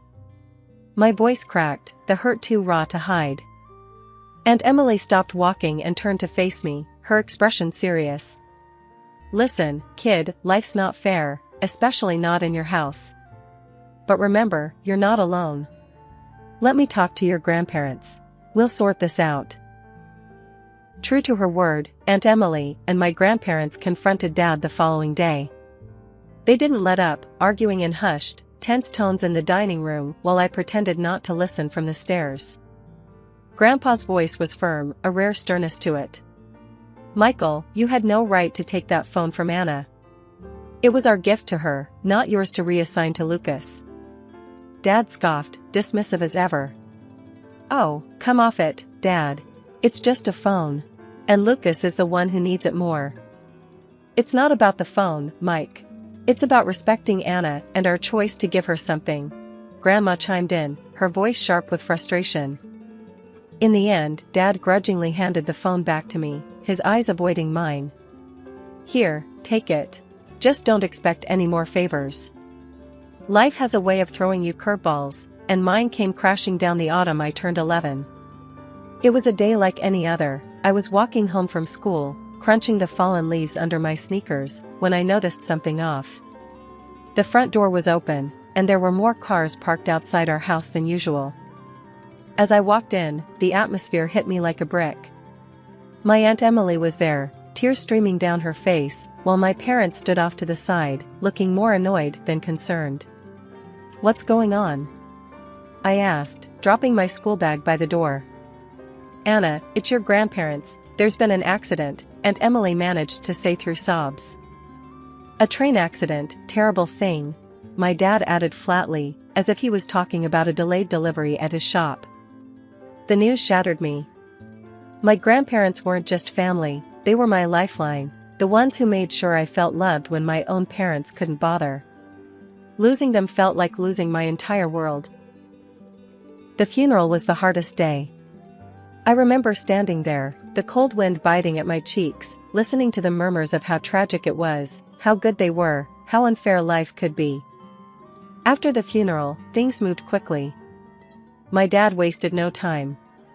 "Emily, you need to clear out from their house. We're selling it. Need to cash in on the estate and settle things quickly," he said as we sat in the living room, still surrounded by condolence flowers. Aunt Emily, still raw from grief, looked at him like he was a stranger. "Michael, can you hear yourself? Mom and Dad haven't even been gone a week, and you're already talking about money? Life goes on, Emily. We can't sit around and mope. There's a lot at stake," my mom chimed in, her voice cold and detached. That night, Aunt Emily packed up her things and moved into a small apartment just a few blocks from our house. She asked me to help her, probably to give me a break from the oppressive atmosphere at home. As we packed up her belongings, our conversation drifted to what was to come. "Why are they so cold? How can they not care?" I asked, frustration and sadness mingling in my voice. "Some people just show their true colors at times like this, kiddo. But remember, you've got me. No matter what, I'm here," she assured me, pulling me into a hug. The loss of my grandparents was more than just an emotional blow, it changed my entire life setup. Suddenly, I was more of a maid than a daughter at home, cleaning and cooking because my mom decided it was time I learned to pull my weight. Aunt Emily's apartment became my refuge. It wasn't much, just a couple of small rooms, but it was filled with love and understanding, a stark contrast to the increasing coldness at my parents' house. I was still reeling from everything that had happened after losing my grandparents when life decided to throw me yet another curveball. It was a typical Friday afternoon. I had just come home from school, expecting to find the usual empty house until my parents and brother got back. But today, even the emptiness felt different, everything was too quiet, too still. I walked up to the front door and found it locked. My heart started pounding as I realized something was off. I rang the doorbell a few times, waited, but no answer. It wasn't long before Mrs. Jenkins, the nosy neighbor from across the street, came out. "Looking for your family, Anna," she called out from her porch, her voice carrying a mix of concern and curiosity. "Yeah, do you know where they went?" I asked, trying to keep my voice steady. "Oh, they packed up some bags and drove off early this morning. Said something about a weekend trip. Didn't they tell you?" Her words hit me like a ton of bricks. "No, they didn't," I managed to say, feeling the sting of tears in my eyes. "How could they just leave me behind like that?"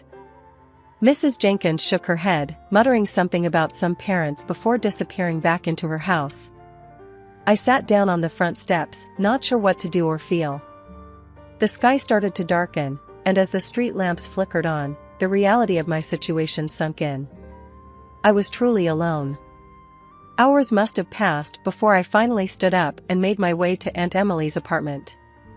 The walk felt longer than usual, each step heavier with the weight of abandonment. When I finally got there and knocked, Aunt Emily opened the door almost immediately, worry etched all over her face. "What's wrong, Anna? What are you doing here so late?" she asked, pulling me inside. "Mom and Dad, they went away for the weekend. They locked the house and didn't tell me. I didn't know where else to go," I confessed, my voice breaking as the tears I'd held back started to flow. Aunt Emily's face hardened as she heard this, her usually warm eyes now sparking with anger. "They did what? That's it. I'm calling your father." She dialed the number, and after a few tense moments, Dad answered. I could only hear one side of the conversation, but Aunt Emily's tone was enough to tell me it wasn't going well. "Yes, Michael, your daughter, my niece, is here with me because you left her behind," she snapped into the phone. "No, this isn't just a little mistake. You can't just lock your child out and take off for the weekend." There was a pause as she listened to whatever excuse he was making up on the other end. "Well, if that's how you feel, then maybe Anna should just stay with me from now on." "Yeah, maybe that's for the best." She hung up before he could respond, her chest heaving with every angry breath. Then, turning to me, her expression softened. "You're staying here tonight, Anna. And as long as you need to. We'll figure this out together." Over the next few days, Aunt Emily made arrangements for me to stay with her permanently. My parents didn't object, perhaps out of indifference. Either way, it didn't matter to me anymore. Life with Aunt Emily was a breath of fresh air after everything that had happened. Even though her apartment was small and our budget tighter than ever, it felt like a mansion compared to the emotional prison of my parents' house. One Saturday morning, we sat at the tiny kitchen table, planning our budget with more precision than a military operation. Aunt Emily had always been resourceful, and now she passed on those skills to me. We clipped coupons, planned our meals around grocery sales, and even started a small herb garden on the windowsill to save money on spices. "So, we've got $20 left for the month. Think we can splurge on a little ice cream?" Aunt Emily asked, her eyes twinkling with mischief. I laughed, shaking my head. "Only if it's on sale. Remember, we're the queens of bargains now." That light-hearted moment underscored our new reality. We were in this together, come what may. School became another arena where I had to adjust.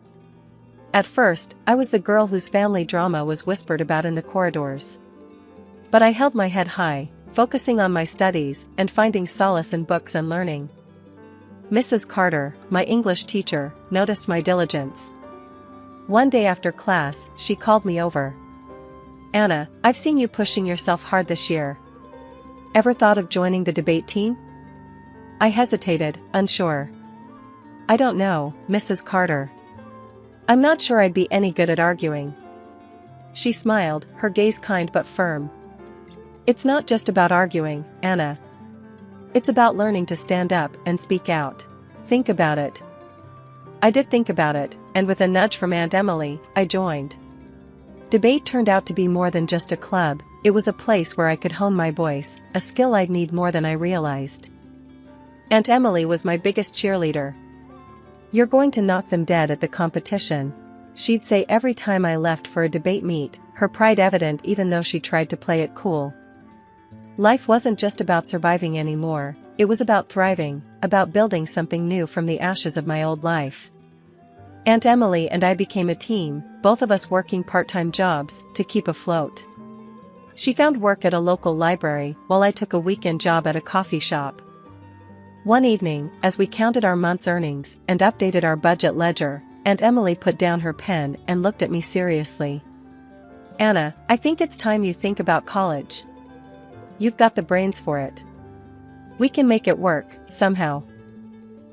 From that day on, our plans included college. We researched scholarships late into the night, crafted essays, and filled out applications with painstaking care. Each acceptance letter was a victory, every scholarship a triumph, not just for me, but for us both. College was a whirlwind. I hit the books hard, fueled by every memory of being underestimated back home. Living on campus was different from anything I'd experienced, but I adapted quickly, driven by a mix of excitement and the pressure to prove myself. My roommate, Jess, became one of my closest friends. She was studying business, and we'd often sit up late into the night, swapping study tips and planning our futures. "You ever think about what you'll do after this, Anna?" Jess asked one evening, her book sprawled across our tiny dorm room floor. "I'm going all the way," I replied without hesitation. "Law school. I want to make a difference, you know? Really change things." I thrived on it, pushing myself to be better every day. The long hours and endless reading were exhausting, but every time I wanted to quit, I'd think of Aunt Emily and her belief in me, and that would be enough to keep me going. During my final year, one of my professors, Professor Carter, called me into his office. He was a stern man, known for his tough grading, but he respected hard work. "Anna, your thesis on family law was exceptional. Have you thought about where you might want to work after graduation?"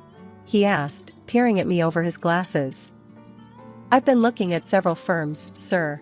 I want somewhere I can really get into family law, maybe even start a specialty in it," I said, trying to sound as confident as I felt. Well, I have a recommendation for you. A firm downtown is looking for bright, new talent. I can put in a good word, he offered, his tone suggesting it wasn't an offer he made lightly. Thank you, Professor Carter.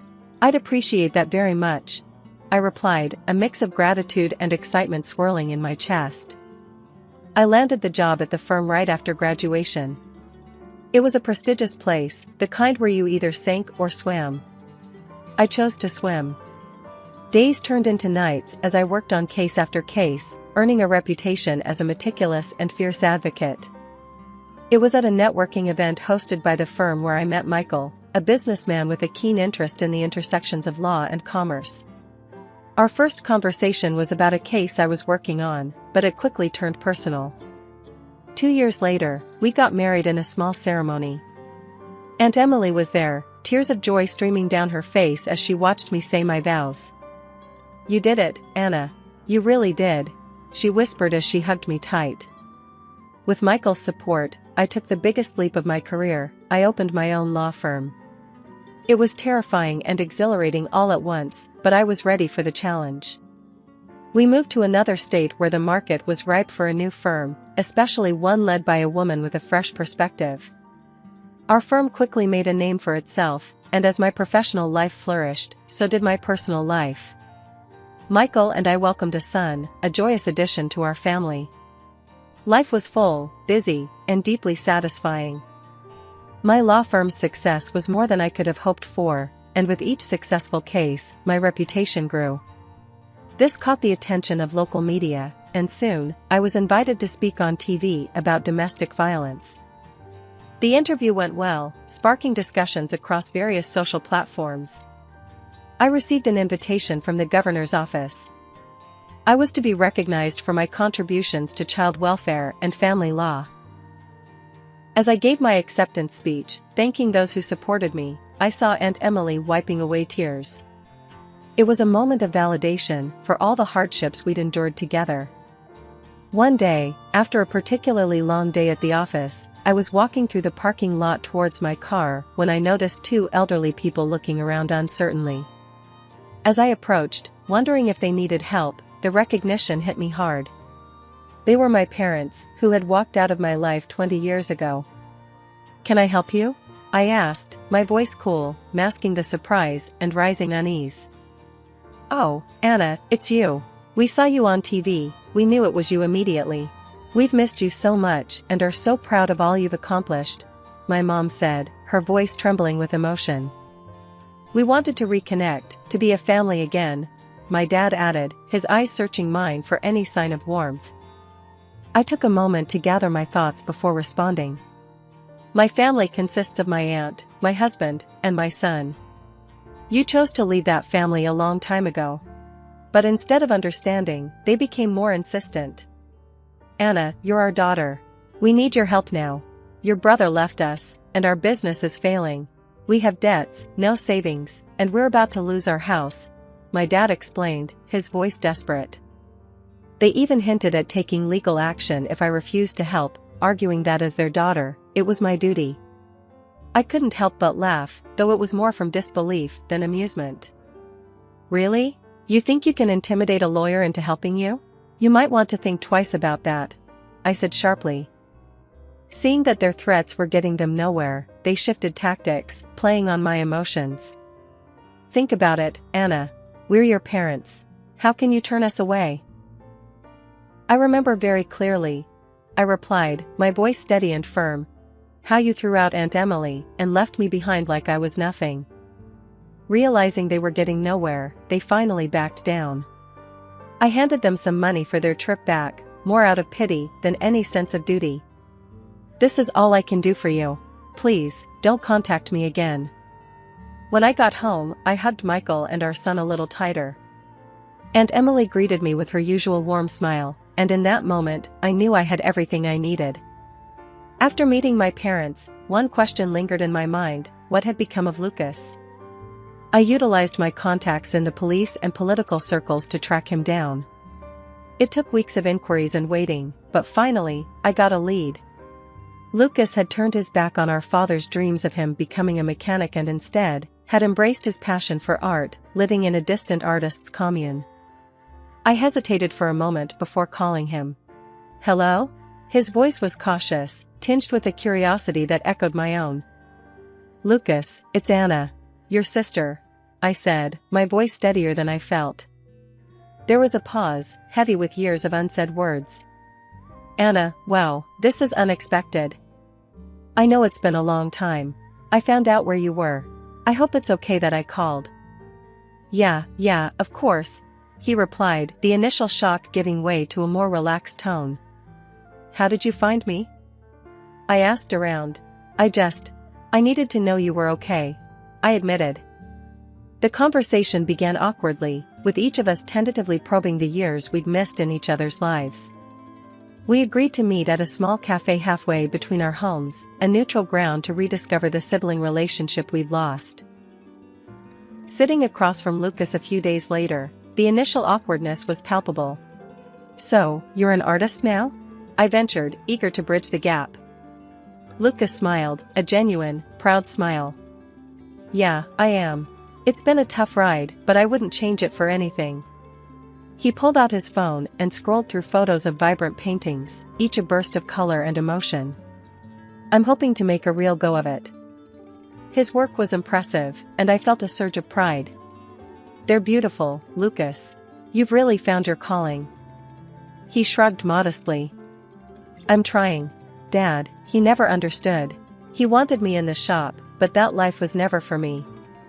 We talked for hours, gradually easing into a comfortable camaraderie, reconnecting not just as siblings, but as adults who had navigated their own trials. "I could introduce you to some people in the art world," I offered, eager to help him pave his way to success.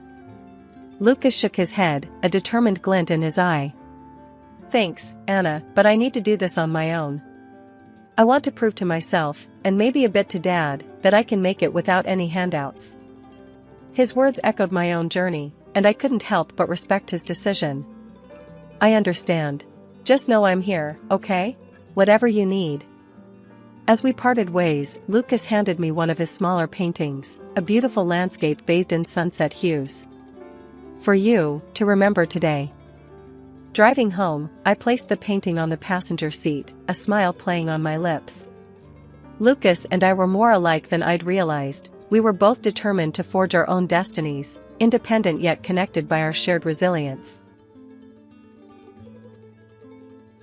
Hi, I'm Hannah. Growing up, I had everything a kid could want: loving parents and a cozy home. I was their only kid, and they spoiled me with love, not just stuff. They were big on education too, so after high school, I headed off to college and then landed a job as a travel agent. For over a decade, I hustled at a city travel agency, learning the ropes of the trade. After my folks passed, they left me a bit of money. Nothing crazy, but enough to make me think about starting my own thing. That's how I ended up opening my own travel agency. It was tough in the beginning, like, really tough. I had to scrape and claw for every client I got. But I made it work, and soon enough, the agency started doing alright, even thinking about expanding. I always believed in looking sharp, especially at work and public events. You never know who you're gonna meet, right? So, there I was, a regular at this little salon on the corner of my street, getting my hair done by Marie, a sweet woman in her 60s with hands of magic. We'd chat about everything: my business, her salon, the latest gossip. One day, Marie got all excited while she was washing my hair. "You know, Hannah, I've got a son, Mark.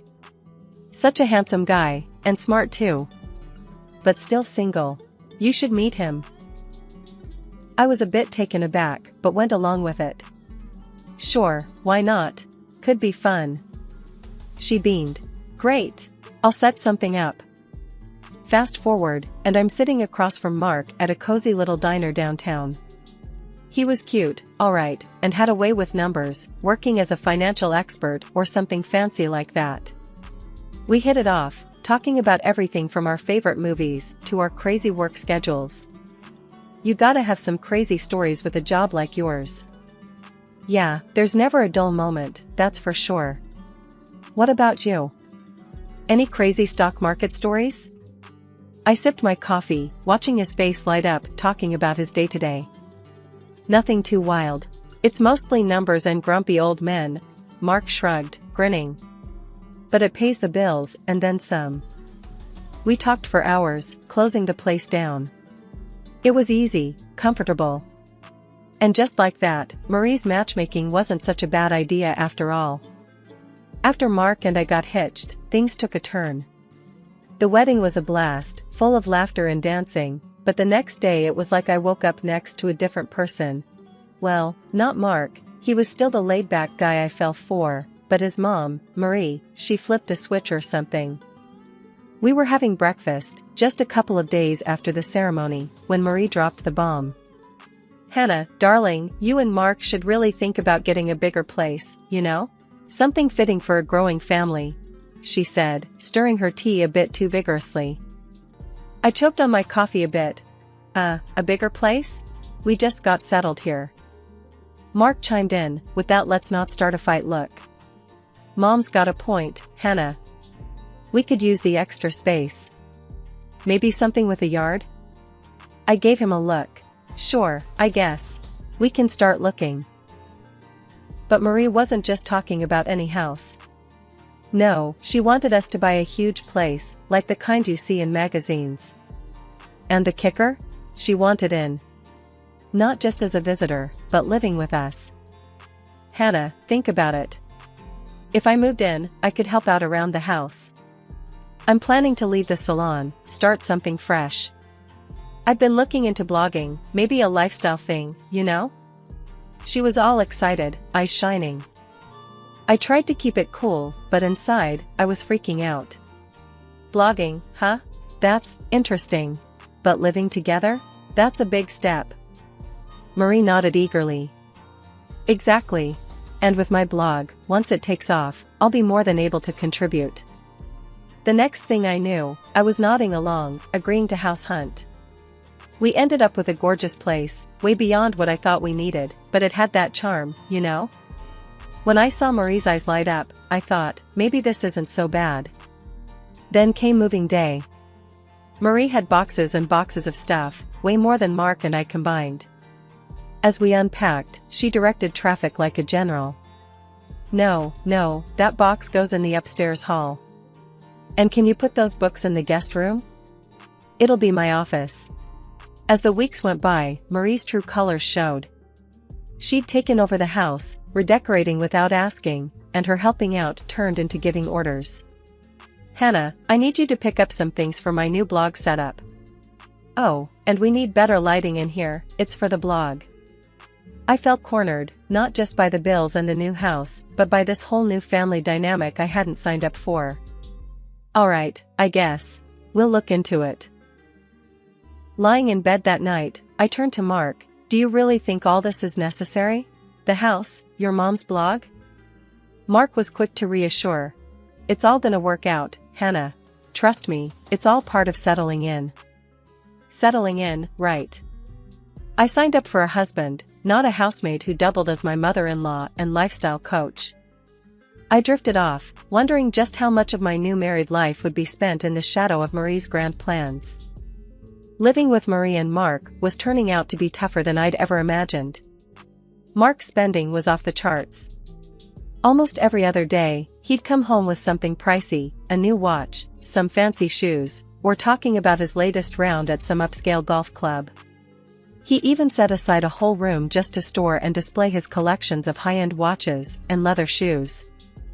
I tried to keep things chic, but affordable on my end, believing we weren't at the luxury splurge stage yet. This difference in our spending habits was becoming a regular source of friction between us. Mark, do we really need more watches? Maybe we should be saving a bit more, I said one evening as he unpacked yet another purchase. Hannah, I make good money. I should be able to enjoy it, he snapped, not looking up from his new shiny gadget. The conversation always ended there, with him shutting down any further discussion. Meanwhile, Marie was on a roll with her new blogging venture. It had started gaining traction faster than any of us expected. but with the fame, her demands grew too. One day, she came to me with a request, or more accurately, a demand, that took me by surprise. "Hannah, darling, I've been thinking. To keep up with my blog's image, I need to get some work done. A facelift, maybe tweak my nose a bit. You know, freshen up," Marie announced as if discussing the weather. I was flabbergasted. "Marie, that sounds expensive. And cosmetic surgery? Are you sure?" She was all smiles. "Oh, absolutely. It's an investment in my career. And you know, being in the public eye now requires looking my best." I frowned. "But that's a lot of money, Marie. Money that could go to our household needs." Marie's tone shifted, turning sharper. "Hannah, you know how much this blog means to me. It's finally something of my own. I thought you, of all people, would understand." I was about to protest when she played her card. "Besides, it's not just for me. It benefits all of us, doesn't it? And I'd hate for any misunderstandings to crop up between you and Mark because you weren't supportive." Her implication was clear: help her out, or she'd stir trouble with Mark. Knowing how she could influence him, I felt my hands were tied. Despite my reservations, I agreed to finance her procedures. Marie underwent the surgery, and it was all she could talk about afterward. Her blog posts about embracing plastic surgery, not fearing the knife, and the importance of looking good raked in more views and comments than ever before. She was proud, reveling in the attention and praise, while I watched our bank account dwindle and wondered if I'd ever be able to pull us back from this spending spiral. 2 years into our marriage, and it felt like I was the only one truly pulling weight around here. My travel agency had really taken off, and I was proud to say that I was the main breadwinner. Not only did I handle all our bills, but I also paid our mortgage all by myself. Day in and day out, I juggled work, home, and everything in between. At night, I'd cook meals tailored to Marie's special diet, keeping the household running smoothly. To anyone looking from the outside, my life with Mark and his mother Marie looked picture perfect. Marie never missed a chance to gush about our wonderful family life and a beautiful home on her blog, painting a pretty picture for her followers. However, the reality inside our walls was a bit different, especially when it came to Marie's latest obsession, her live streaming. One Tuesday morning, this reality came crashing in during one of her broadcasts. I was in the middle of preparing a dietary breakfast for Marie when she decided it was the perfect time to put me on the spot. The kitchen was bustling, Marie with her phone out, capturing every mundane detail for her followers. "And here's the star of the house, my wonderful daughter-in-law, Hannah," Marie announced, thrusting her phone in my direction as I was halfway through flipping an omelette. "Morning, everyone," I said, managing a tight smile, not wanting to drop the omelette in front of the live audience. "Hannah here is the best when it comes to travel.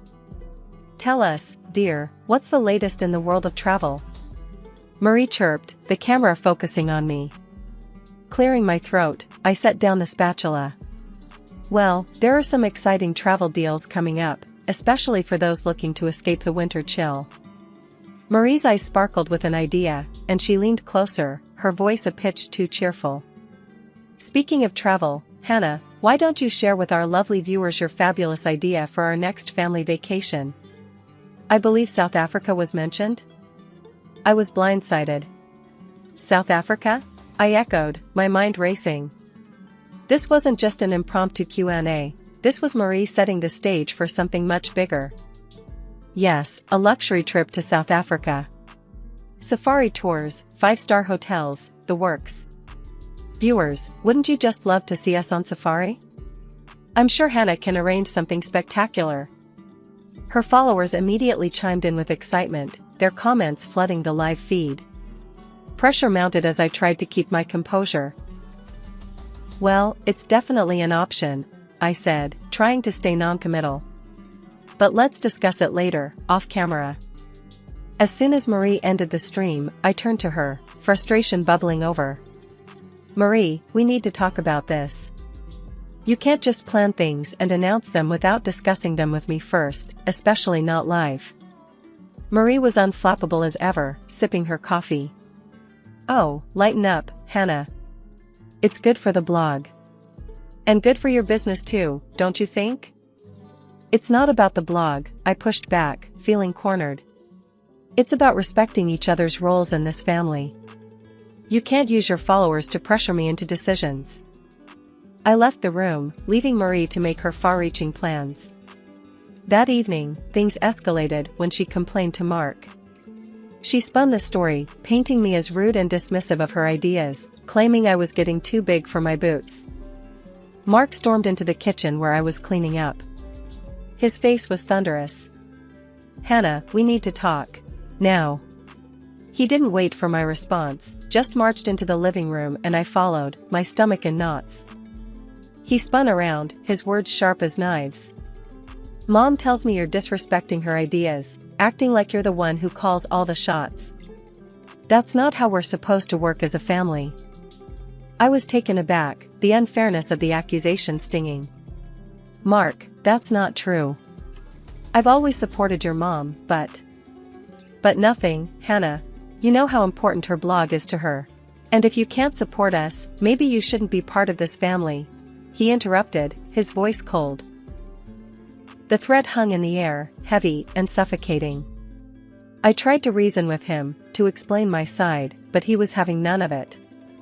I've even prepared divorce papers, Hannah. I keep them just in case you decide not to follow through with our plans. The words felt like a slap. I spent the night in our guest room, crying, feeling more alone than ever. The idea that Mark would keep such a thing ready was heartbreaking. The next morning, still reeling from the night's threats, I felt a wave of nausea that wouldn't pass. It was more than stress, something was off. I called in sick at work and made my way to the doctor's office, the weight of the world on my shoulders. Sitting in the sterile doctor's office, I was going through the motions, answering questions mechanically until the doctor gave me the news that shifted everything. You're pregnant, he said, looking at me over his glasses. Pregnant.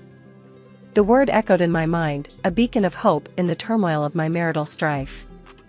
At 37, this was a moment I had hoped for, but never let myself believe would happen. Despite the chaos at home, this news filled a space in my heart with pure joy. I went home, a plan forming. Maybe this baby was a sign, a reason to mend fences. I found Mark in the office, his demeanor still frosty. Mark, I went to the doctor today, I started, my voice steady, despite the shaking inside. He looked up, wary. And we're going to have a baby, I said, letting the words hang in the air. The change in Mark was instantaneous. His face softened, the edges of anger smoothing out. He stood up, coming over to wrap me in his arms. Really? That's great, Hannah. I'm sorry about last night. Things will be different now. Relief washed over me, mingled with caution. But there was work to be done if I was going to keep this family together. In a move to bridge the gap, I took the initiative to plan the trip to South Africa that Marie had so publicly put on the agenda. I threw myself into the arrangements, booking excursions to Cape Town and Johannesburg, a safari in a national reserve, and trips to both a desert and lush waterfalls. The trip to South Africa was supposed to be a fresh start, a way to mend the growing rifts at home. Instead, it spiraled into a disaster from the very start. As soon as we boarded the plane, Marie began complaining about everything, the length of the flight, the turbulence, and even the meals served on board. It's way too long. How could you book such an uncomfortable flight, Hannah? Marie grumbled as another wave of turbulence shook the cabin. Trying to keep my tone even, I replied, Marie, it's the shortest route available. There's nothing I can do about the flight duration or the turbulence. Her complaints didn't let up, and by the time we landed, I was already exhausted. But that was just the beginning. At the hotel, Marie's dissatisfaction found new targets. The moment we checked in, she started on about the hotel not living up to its online reputation. This place? This is where we're staying? I expected something far better, given the pictures online. Hannah, are you sure this is the right hotel? She criticized loudly as we stood at reception. Mark, as always, was quick to back her up. Yeah, Hannah, Mom's got a point. It doesn't look like what we saw on the website. Feeling the sting of their joint disapproval, I managed to say, "This is one of the best-rated hotels in the area. I'm sorry it's not what you expected, but let's try to make the best of it." Despite my efforts to keep things positive, Marie's and Mark's displeasure only deepened. Marie found fault with every aspect of the hotel, from the service to the food, and Mark echoed her every sentiment. It didn't help that I was feeling increasingly unwell, the early stages of my pregnancy making it hard to keep up with the demanding schedule of tours and activities I had planned. The tipping point came after yet another day of excursions that neither of them enjoyed. Marie summoned me to her room for a serious talk. The moment I entered, she launched into a tirade. "Hannah, you are by far the worst travel specialist I've ever seen. You've completely ruined our trip," she accused, her voice sharp and cold. Stunned, I tried to defend my efforts. "Marie, I've arranged everything according to what we discussed. I'm trying my best here." But she wasn't having any of it. Grabbing my arm, she nearly shouted, "Get out of here, Hannah. Stop ruining our vacation." Before I could react, she pushed me out and slammed the door. Shaken, I returned to my room, only to find my suitcase outside the door. Mark was there, his expression hard and unsympathetic. "I can't deal with this anymore, Hannah. You being sick all the time, it's too much. I think it's best if you leave," he said, his voice void of the warmth I once knew. Feeling a mix of disbelief and heartbreak, I picked up my suitcase. Without a word, I left the hotel. I felt incredibly unwell, my body and mind pushed to their limits. At that moment, all I wanted was to be back in the safety of my own home in the USA. The flight back was agonizing. Every turbulence shook me not just physically, but also emotionally, my stomach churning with pain and distress. I landed back home with a sharp ache that seemed to gnaw deeper with each passing moment. Instead of the comfort of home, my first stop was the emergency room. The diagnosis confirmed my worst fears. I had suffered a miscarriage. As I lay there, trying to process the loss, my phone lit up with countless missed calls from Mark and Marie. With a heavy heart, I called back, only to be thrust into another chaotic situation. Marie's voice crackled through the line, frantic and demanding. "Hannah, it's all gone wrong here. We've been robbed, our documents, our money, everything. And it's gotten even worse," she blurted out, barely pausing for breath. Trying to steady my voice, I asked, "What happened, Marie?" She continued, her voice tinged with panic. "We were out, and I was filming for my blog, just a normal day, when someone snatched our bags.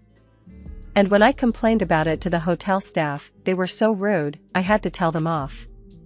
They called the police on us, and now we're in jail. You have to help us, Hannah."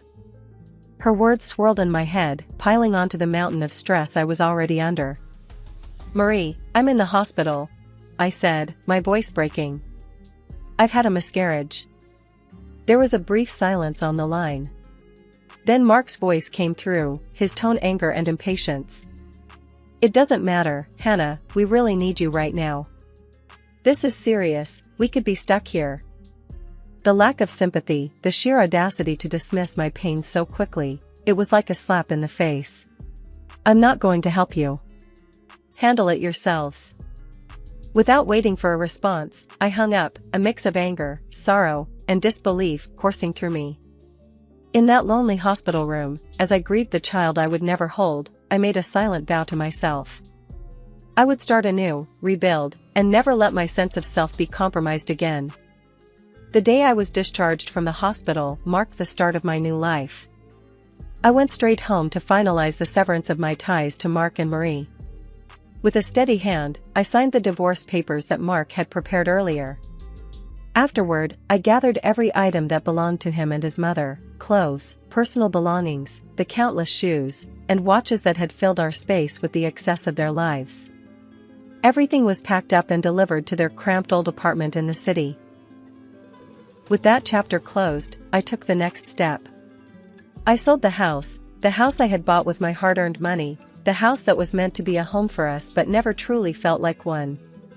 Selling it was freeing, not just from the mortgage and the memories, but from the life I was so desperately trying to fit into. 2 months passed, and Mark and Marie were deported back from South Africa, arriving with nothing but the clothes on their backs and a phone in their hands. Their shock was palpable when they found strangers living in their home.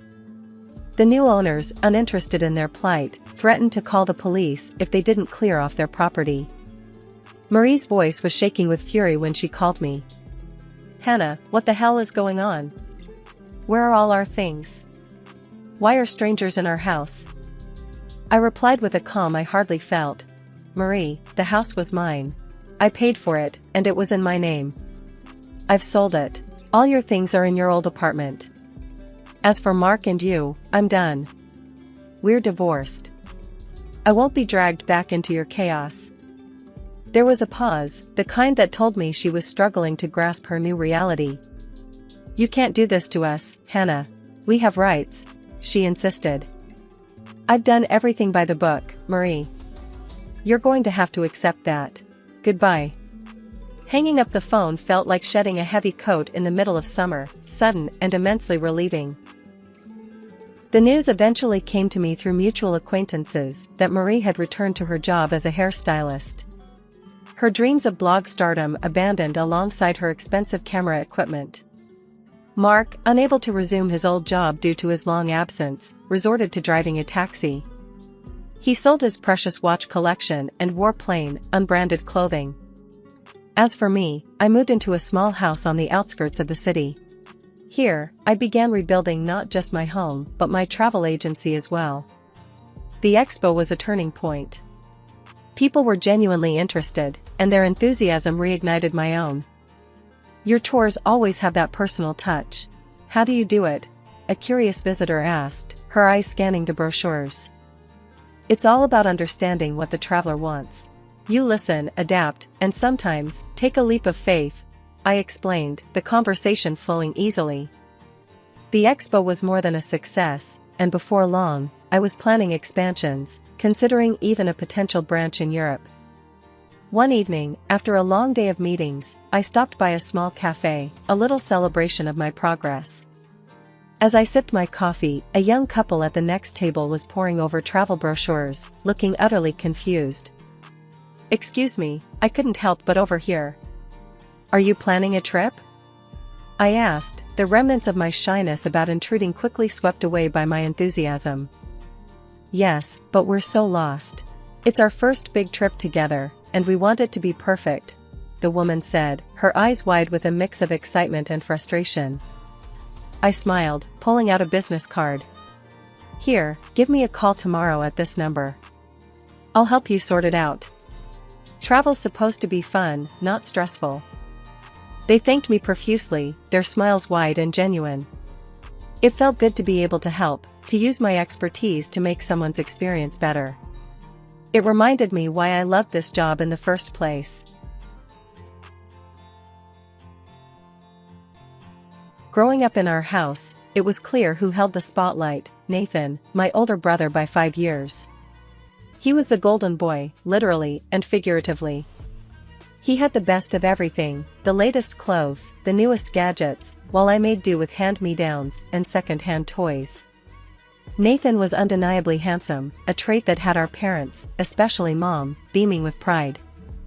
I swear, Nathan could be a model if he didn't have his heart set on business.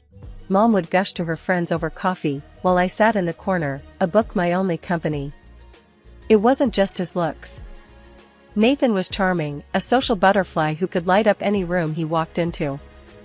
I, on the other hand, was plain, average features, too shy, too awkward. It was like living in the shadow of a celebrity while being invisible at the same time. Even at family gatherings, it was Nathan this, Nathan that. Did you hear about Nathan's latest school project? It's just remarkable. Dad would announce proudly, while I'd quietly help set up the food or clean up the dishes, rarely a part of the conversation unless prompted, and even then, only briefly. The disparity in attention only grew as we got older. When Nathan was accepted into one of the most prestigious colleges in the country, it was as if he had single-handedly secured our family's legacy. The celebration lasted for days. It wasn't until the local news flashed Nathan's face across the screen that things took a turn. Local student accused of multiple frauds, the headline screamed. He had been charming his way into wealthy women's lives, only to scam them out of their savings. The room was silent as the news anchor detailed Nathan's exploits.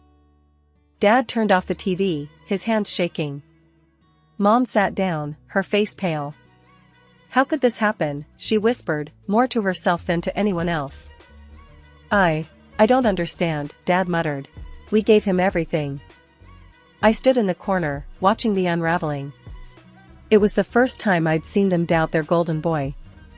The next day, we gathered in the living room, a family meeting that felt more like a crisis summit. Nathan, of course, wasn't there, he was in custody. "Claire," Dad started, his voice heavy. "Your mother and we've been thinking." Mom nodded, taking over with a tremble in her voice. "We were so focused on your brother, we didn't see. We're so sorry." Their apologies hung in the air, thick and unexpected. I sat, unsure of how to respond. I'd spent years in Nathan's shadow, never quite resenting him, but never feeling enough either. "We want to make it right," Dad said. "We've decided to use some of our savings for your college, Claire. It's your turn now." I was taken aback. College? I'd given up on that dream, figuring I'd find a job and move out as soon as I could. "Really? Are you sure?" "Yes," Mom said firmly. "It's your time to shine." The weeks that followed were a blur. I enrolled in college to study accounting, something solid and reliable, opposite of Nathan's erratic charm. My parents attended my orientation, something they'd never done with Nathan, too confident in his ability to navigate anything. At the orientation, Mom squeezed my hand.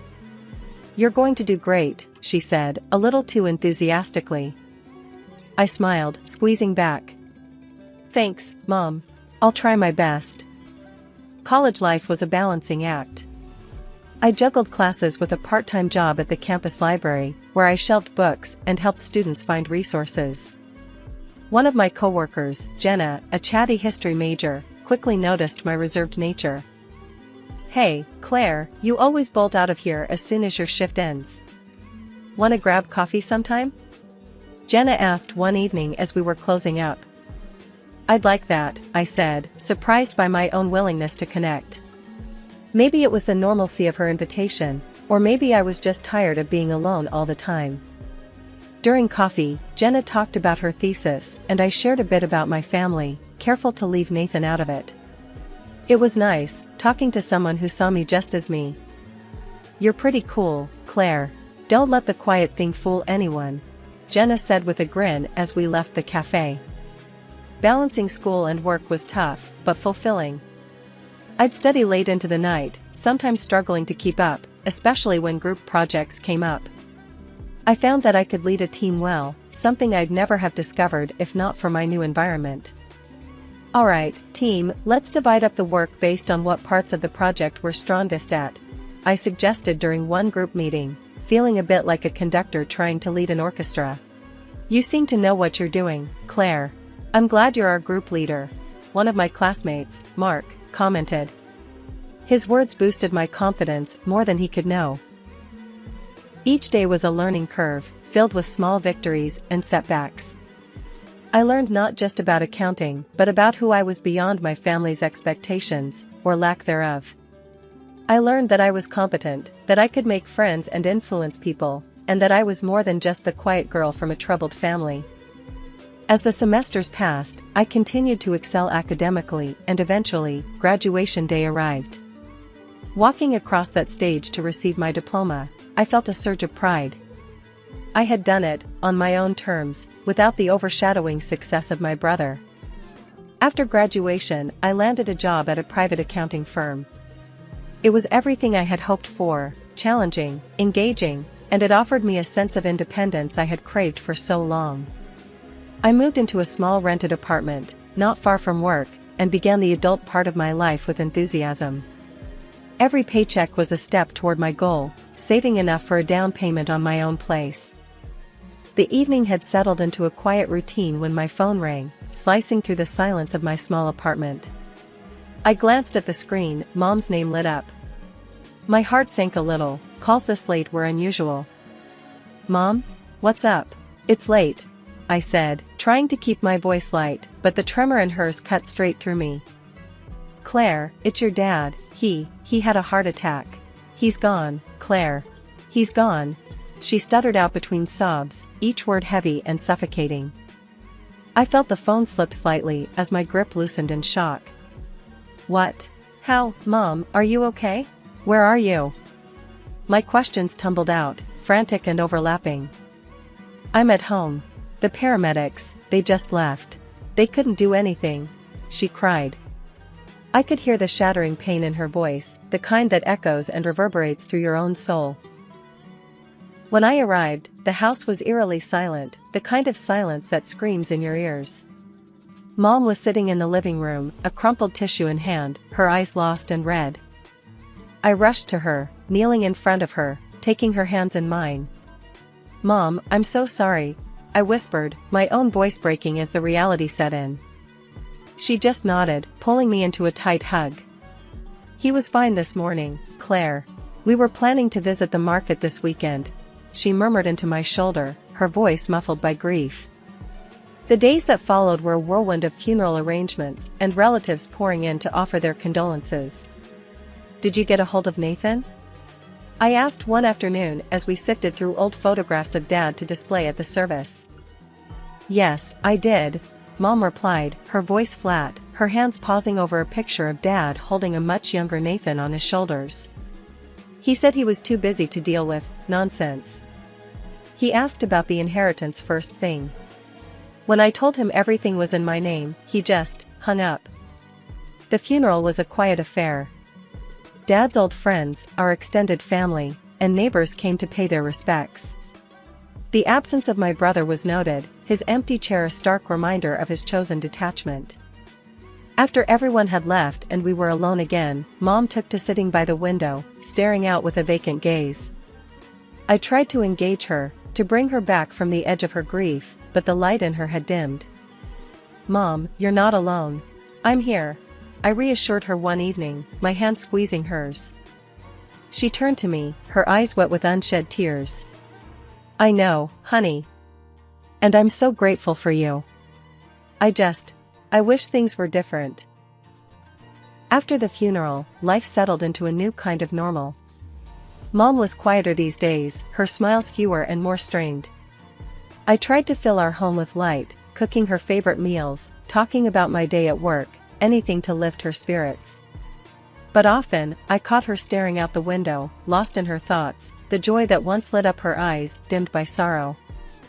One evening, as I was clearing up after dinner, I noticed Mom was on the phone in the other room, her voice barely above a whisper. Curiosity piqued, I paused, the clatter of dishes ceasing. "No, Nathan, I can't keep doing this." "Yes, I know, but..." Her voice trailed off into the quiet hum of the living room. She never mentioned she was in touch with Nathan, and alarm bells rang in my head. When she came back into the kitchen, her face was pale, her hands trembling slightly as she sat down at the table. "Mom, what's going on? Who was that on the phone?" I asked, sitting across from her, my tone more stern than I intended. She sighed, a deep, weary sigh that seemed to carry the weight of the world. "It was Nathan," she admitted, avoiding my gaze.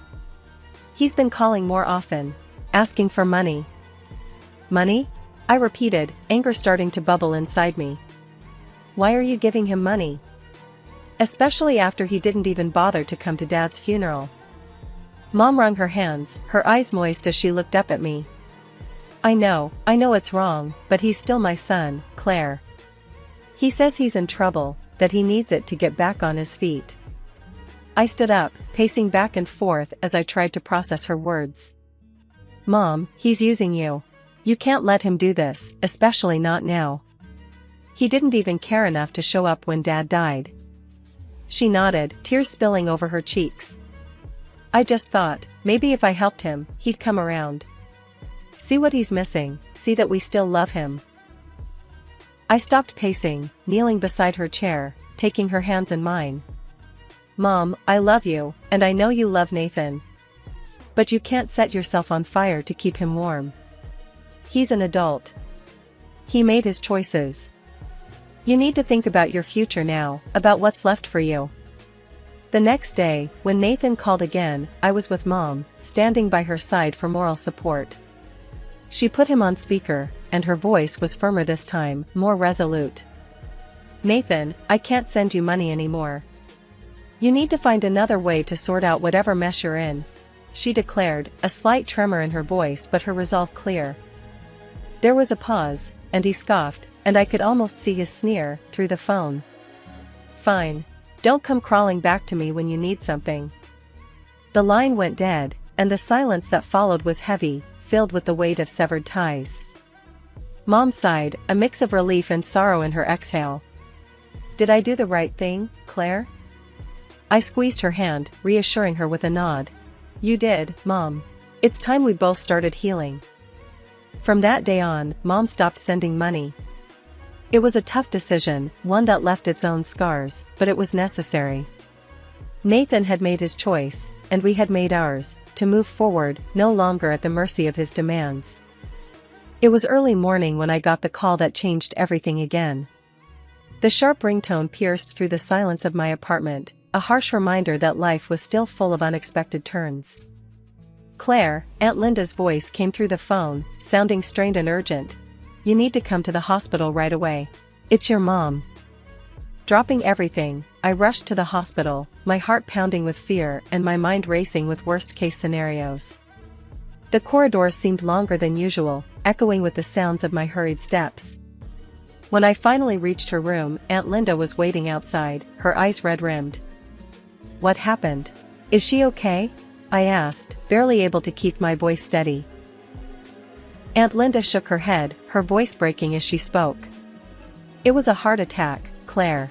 She didn't make it." The words hit me like a physical blow, and I leaned against the wall for support.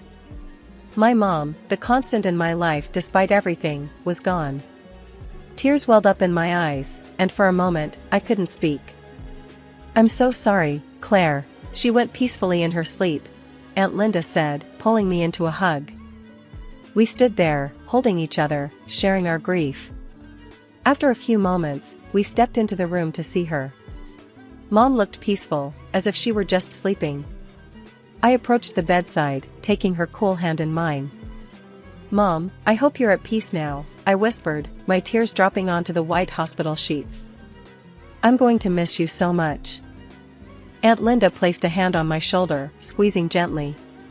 "She loved you, Claire. She was so proud of the woman you'd become." Leaving the hospital, the task of planning another funeral loomed over me. Mom deserved a beautiful send-off, something dignified and full of love, just like she was. I took it upon myself to organize everything, wanting to ensure it reflected the warmth she always brought into our lives. During the preparations, I called Nathan, feeling it was only right he knew, even if he hadn't been there for her at the end. "Nathan, it's Claire. Mom's passed away. We're organizing the funeral for this Friday," I said, my voice void of the anger I once felt towards him. There was a pause, and then he replied, his voice devoid of any real emotion. "I see. I won't make it. Just handle whatever needs to be done." Life after Mom's funeral felt strangely quiet. The house was filled with echoes of a past that felt both close and distant, a reminder of everything that had transpired. Just as I was beginning to find my rhythm in the silence, it was shattered by an unexpected and unwelcome return. It was a cloudy Thursday afternoon when I heard the sound of a car pulling into the driveway. Peeking through the curtains, my heart sank. There stood Nathan, stepping out of an expensive-looking car, with a woman I assumed was his wife, based on her familiar face from some of the pictures he used to share online.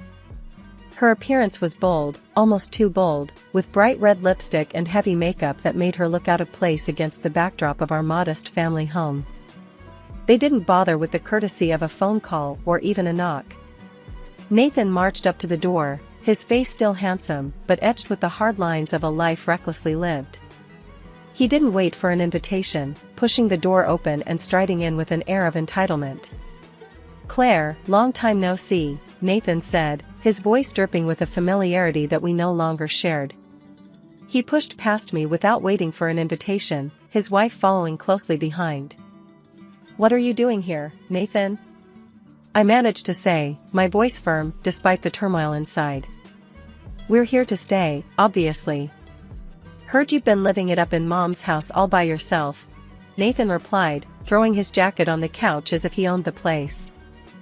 His wife smirked, scanning the room like she was appraising the property. "Nice place. We'll take good care of it, don't worry." I felt a flash of anger. "This is still Mom's house, and you can't just come back and claim it like nothing happened. You didn't even come to her funeral, Nathan.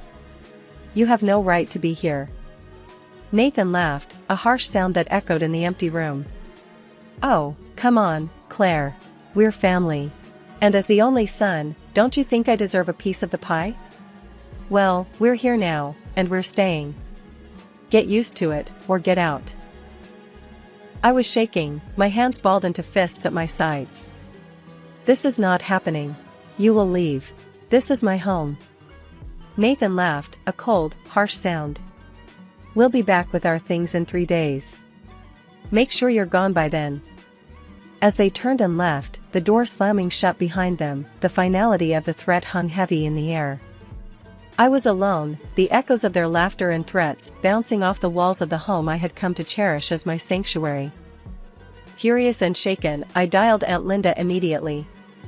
She answered on the second ring, her voice a comfort as always. "Aunt Linda, Nathan just showed up. He's trying to kick me out of the house. He said he and his wife are moving in," I managed to say, my voice tight with emotion. "Oh, Claire, that boy has gone too far this time," Aunt Linda replied, her tone hardening with each word. "Don't you worry. I'm going to come over. We'll sort this out together. Nathan needs to be put in his place, and I'm just the one to do it." After we hung up, I paced through the house, each room filled with memories of my parents, of a happier, simpler time. I wasn't going to let Nathan destroy what little peace I had managed to find in the aftermath of our parents' deaths. With Aunt Linda on my side, I felt a flicker of hope. Together, we would face whatever came next. 3 days had never passed so slowly. As the sun rose on the third day, the tension in the air was palpable. Aunt Linda arrived early, carrying not only her purse but also an air of resolve that was both comforting and intimidating. "Morning, Claire," she greeted me as she stepped into the kitchen, where I was nervously sipping my coffee. "Ready for this?" I nodded, setting my mug down with a clatter. "As ready as I'll ever be, I guess. Thanks for being here, Aunt Linda." "Wouldn't be anywhere else," she assured me, her voice firm. "Now, let's go over what we'll say when they get here." We didn't have long to wait. Before long, the sound of a car engine broke the quiet morning. Through the window, I saw Nathan and his wife pull into the driveway. My heart started pounding, but Aunt Linda's calm demeanor helped steady me. They didn't bother knocking. Nathan opened the door and strode in as if he owned the place, his wife trailing behind him, her smirk more pronounced than ever. "Claire, get out. We're here to take what's rightfully ours," he barked, his wife nodding in agreement behind him. Aunt Linda stepped forward from where she had been standing just out of sight. "Nathan, you should be ashamed. After all your sister and your late mother have been through, you show up now, making demands?" Nathan sneered. "Save it, Aunt Linda. We know there's no will. Claire, move out. This place is ours now." That's when Aunt Linda, with a calmness that belied the tension in the air, waved an envelope in front of Nathan. "Actually, your mother did leave a will. And I, as her appointed executor, have it right here." Nathan's eyes widened as Aunt Linda held out the envelope. In a swift move, he grabbed it, tearing it to pieces. His wife laughed, a sound that echoed off the walls mockingly. "There, no will, no proof. This house is ours now," Nathan declared triumphantly. Aunt Linda just chuckled, the sound making Nathan's smile falter. "You think that was the original?" "Oh, Nathan, that was just a copy. The real will is safe with the notary." She reached into her bag and pulled out another document, unfolding it with deliberate slowness. "Here's what your mother really wanted," Aunt Linda said, her voice steady and clear. She began to read aloud. "To my daughter, Claire, I leave the family home and a sum of $150,000, for she has shown the strength and compassion of character that represents our family's legacy. To my son, Nathan, I leave our family Bible, in the hopes that he will find guidance to overcome his vices and find a path to redemption." The words hung heavy in the air. Nathan's face went from red to pale, his earlier confidence deflating like a punctured balloon. "This isn't fair. You can't do this to me. I deserve half of that money, Claire," Nathan shouted, his voice echoing with desperation. "You deserve what Mom decided to give you," I replied, my voice firm despite the shaking of my hands. "And if you don't leave now, I will call the police." Nathan looked at his wife, then back at Aunt Linda and me. His wife pulled at his arm, muttering something under her breath. After a moment that stretched out painfully, they turned and stalked back to their car. The morning after Nathan left for good, I stood in the quiet of the house, the early light casting gentle patterns across the floor. The house felt different today, like a weight had been lifted, a place just for me now, full of potential and promise for the future. I made my way to the kitchen, where Aunt Linda was already making coffee. The aroma filled the space, comforting and familiar. "Morning, Claire. How'd you sleep?" Aunt Linda asked, handing me a mug. "Better than I have in weeks," I admitted, taking a cautious sip. "It feels like I can finally breathe again." She smiled, pulling out a chair at the table. "It's your fresh start, right here. What are you planning to do first?" I joined her at the table, my mind buzzing with ideas. "I think I'm going to start by redecorating a bit. Make this place more me. And then, I might even start looking into what it takes to start my own accounting firm. It's been a dream for a while." "That sounds wonderful, Claire," Aunt Linda said, her eyes twinkling with pride. "You've got such a good head on your shoulders. I've no doubt you'll make it happen." Later that day, I walked through each room, imagining the changes I'd make. In the midst of my planning, the doorbell rang. At the door stood my neighbor, Mrs. Thompson. "Claire, dear, I heard about your mother. I'm so sorry for your loss. And I heard your brother was trying to cause some trouble," she added, a hint of concern in her tone. I nodded, not wanting to spread the family drama too far. "Yes, but it's settled now. I'm just looking forward to some peace. Well, if you need help with anything, my son is always around. He's good with repairs, and he's cheap too," she offered with a chuckle. "Thanks, I might take you up on that. I'm planning some changes around here," I said, grateful for her support. The next few weeks were a flurry of activity. Painting, moving furniture, and even a few repairs courtesy of Mrs. Thompson's son, who turned out to be as handy as promised. Each brushstroke and each new piece of decor transformed the house into a reflection of my personality, something I had longed for without even realizing. One evening, sitting in my newly arranged living room, the changes weren't just physical. I felt changed too, more confident, more grounded. The house no longer felt like a battleground of family conflicts, but a sanctuary of my aspirations. My name's Nora Thompson. Tonight, like most nights since arriving in Monte Carlo, I found myself sitting alone at a small cafe on the edge of the bustling casino square.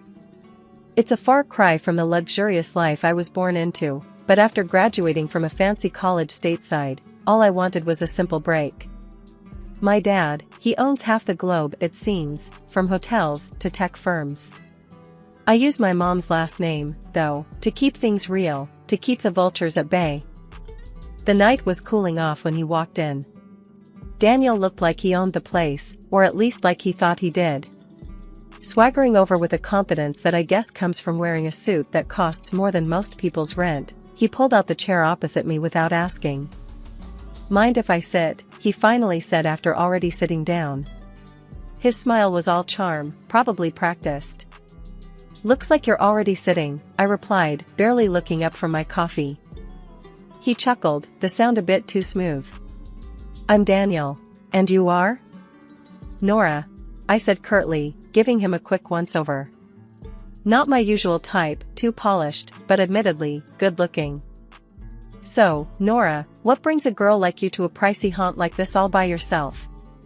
His tone had a touch of a tease, and I wasn't sure if I was amused or annoyed. Just enjoying my coffee, I answered, keeping it vague. What's your excuse? I could say business, but I'd be lying tonight. Let's just say I'm scouting for something interesting, and looks like I might have found it, he said, his gaze steady on me. I raised an eyebrow. Hope the coffee lives up to your expectations then. Daniel laughed. Something tells me it's already exceeded them. I wasn't here to make friends, definitely not looking for a fling. Look, I'm not one of those girls who fall for lines, if that's what you're aiming for. And I'm certainly not interested in whatever game you're playing. Who says I'm playing a game? He asked, his voice lowering slightly. Experience, I replied. You sit down, uninvited, start with a line, expect what? A phone number? A date? He leaned back, looking genuinely amused now. You're tough. I like that. Not looking for a number, just conversation. But if it's too much, say the word, and I'll vanish. I considered him for a moment. Monte Carlo was beautiful, but lonely. Maybe a little chat wouldn't hurt. Conversation is fine. But keep it light. We talked for a while, the conversation surprisingly easy. He didn't press for personal details, and I didn't offer any. As the night grew deeper, I realized that despite my initial reservations, I was actually enjoying the chat. Daniel wasn't like the typical guys who often tried to impress me with their wallets or connections. He had an air about him that suggested he was used to the finer things, but wasn't defined by them. Eventually, the evening cooled down, and it was time to go. Well, Daniel, this was unexpectedly pleasant, I said as I stood to leave. Surprised yourself, huh? He asked with a grin. Maybe just a bit. Good night, Daniel. As I walked back to my apartment, his words echoed slightly in my mind. Monte Carlo was indeed full of surprises, and perhaps, just perhaps, I'd stumbled upon one tonight. After that first encounter with Daniel, the nights in Monte Carlo seemed a bit less solitary. He had a knack for popping up wherever I was, whether I was checking out the local markets during the day or having a late dinner by myself. His persistence wasn't annoying, surprisingly, it was quite the opposite. Maybe because he wasn't pushy, he just seemed genuinely interested in being around me. One breezy evening, as I was watching the sun dip below the horizon, he walked over, 2 coffees in hand, and sat down beside me without a word. Assuming I wanted coffee? I teased, raising an eyebrow. He handed me a cup. If I'm wrong, I'll drink both. Good guess then, I said, accepting the coffee. We sat in silence for a bit, the sound of the waves filling the quiet moments. You never told me what you do back in the States. Daniel finally broke the silence. Didn't think it mattered, I shrugged. I work. Right now, I'm just enjoying not working. Fair enough, he chuckled. Everyone's got a story, though. Don't you think? Over the next few days, we fell into an easy routine. Daniel showed me parts of Monte Carlo I hadn't explored yet. We talked about everything and nothing, movies, books, our favorite foods. He loved to argue about the best James Bond actor, staunchly defending Daniel Craig, while I was all about the classics like Sean Connery. One day, as we were strolling along the beach, he stopped suddenly and looked at me seriously, a look I hadn't seen before. Nora, I know I'm just some guy you met at a cafe, but these past weeks have been, I don't know, different. Better. Because of you. I stopped too, unsure how to respond. Feelings were not what I planned on dealing with here. Daniel, I like hanging out with you, I do. But this is just a break for me. I'm not looking for complications. He nodded slowly, taking a deep breath. I get it. No pressure. Just know that I'm here, okay? And I think you're pretty amazing. Days turned into weeks, and my time in Monte Carlo was drawing to a close. Daniel and I spent more and more time together, and what started as casual walks and talks turned into late-night dinners and early morning breakfasts. It was the last thing I expected, falling for someone under the Mediterranean stars. Then, one evening, he dropped a bombshell. "Come back with me, Nora. Work at my company in the States. I know it's sudden, but I don't know, I just think it could be great." The idea was crazy. Completely insane. And yet, part of me was tempted. Tempted by the adventure, by the idea of taking this whatever it was and seeing where it could go. Moving back to the States felt like stepping into an alternate universe. Daniel's offer wasn't just a job, it was an invitation into his life, and suddenly, I was living in an ordinary apartment in an ordinary part of town, playing the role of an ordinary girl who'd lucked out. My father, however, had different ideas about ordinary. He showed up unannounced one afternoon, just as I was unpacking my last box. His booming laugh filled my small living room as he stood in the doorway, towering and larger than life. "Nora. Hiding out in plain sight, huh?" He chuckled, giving me a big hug that almost crushed my ribs. "So, tell me about this decision.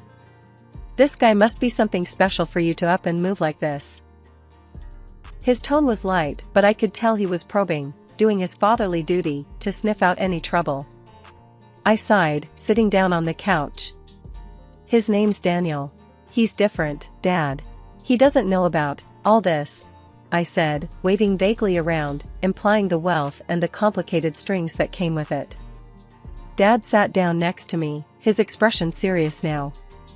"Nora, you know you can't keep that a secret forever. If he's going to be part of your life, he should know who you are." "I know, Dad. I want to be sure about him before I complicate things. Thanks for looking out for me, though."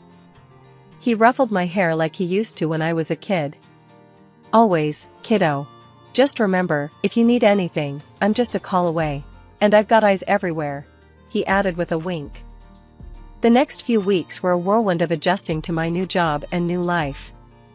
Daniel was a constant presence, supportive and as charming as ever. But there was an edge to him now, a sort of sharpness that came with the responsibilities he carried. One night, over a quiet dinner at my place, Daniel brought up a topic I'd been dreading. "Nora, when do you think I'll get to meet your parents? I feel like I'm missing a big part of your life." I paused, the weight of the moment settling over me. "Well, my mom passed away a long time ago, and, my dad's just a regular trucker. We're not exactly on speaking terms right now." Daniel frowned, a hint of concern crossing his face. "I'm sorry to hear that. But you know, whenever you're ready, I'd like to meet him. Family is important." I nodded, appreciating his sentiment but knowing full well the reality of my father's world, a world I wasn't ready to introduce Daniel to just yet. Life with Daniel moved at a pace I never expected. We were already blending our lives together, my job at his company was going great, and we were getting deeper into our relationship.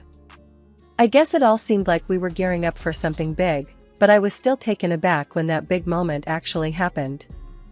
It was a normal evening. We were at his place, a cozy, upscale apartment with views of the city skyline. We'd just finished dinner, nothing fancy, just some takeout, because neither of us felt like cooking. We were sitting on the couch, a documentary about ocean life playing in the background, the kind you watch but don't really watch. Daniel turned to me, his expression more serious than the situation called for. He took my hand, and suddenly, I felt my heart start to race. "Nora, I've been thinking about us, about everything we've been through and everything I want for us in the future." I nodded, my mouth suddenly dry. "Yeah? I love you, Nora. I love everything about you, and I don't want to imagine my life without you." He paused, and I could see him swallow hard, like he was nervous. "That made two of us. I want to be with you, always. Will you marry me?" Just like that. No getting down on one knee, no ring box being opened. It was straightforward, genuine, and so very Daniel. "Yes," I said, the word coming out in a rush, almost a relief. "Yes, I will." He grinned, that wide, infectious grin that had won me over from day one, and hugged me tight.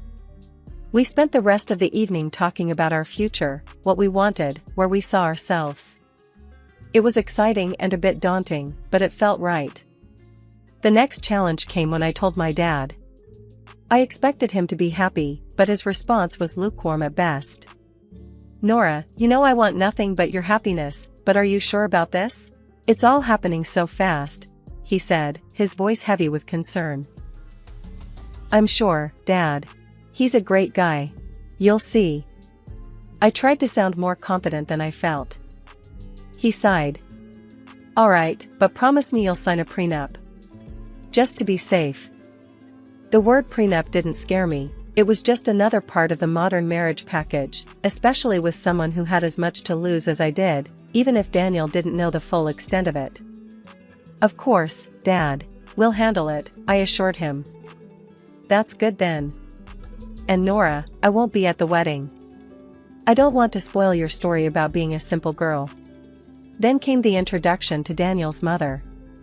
Her reception was icy from the start. During dinner at their family home, she scrutinized me with a look that chilled the room. "Daniel, are you sure about this girl?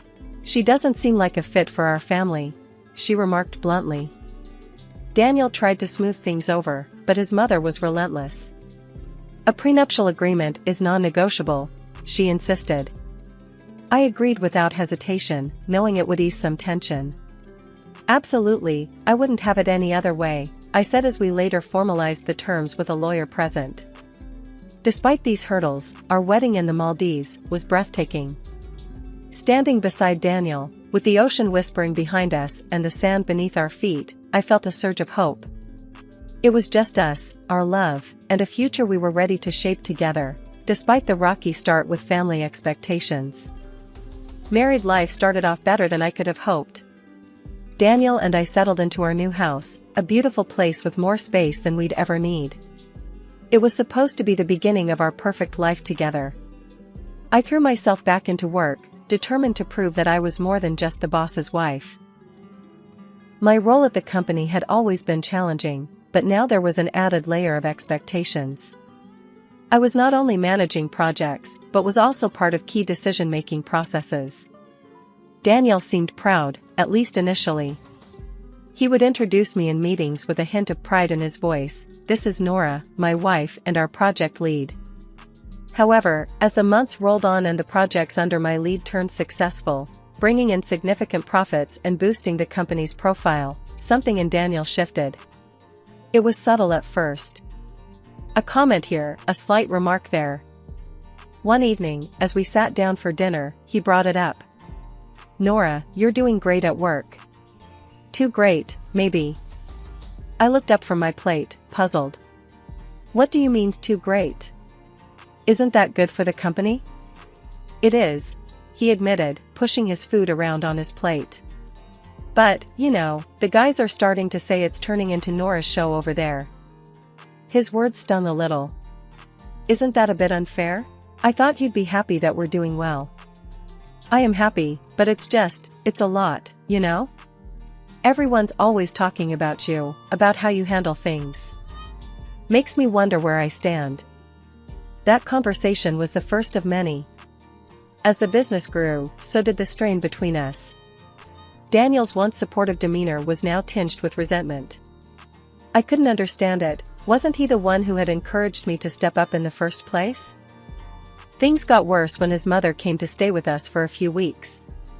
Her presence in the house brought an old-world, traditional attitude that I had always managed to avoid.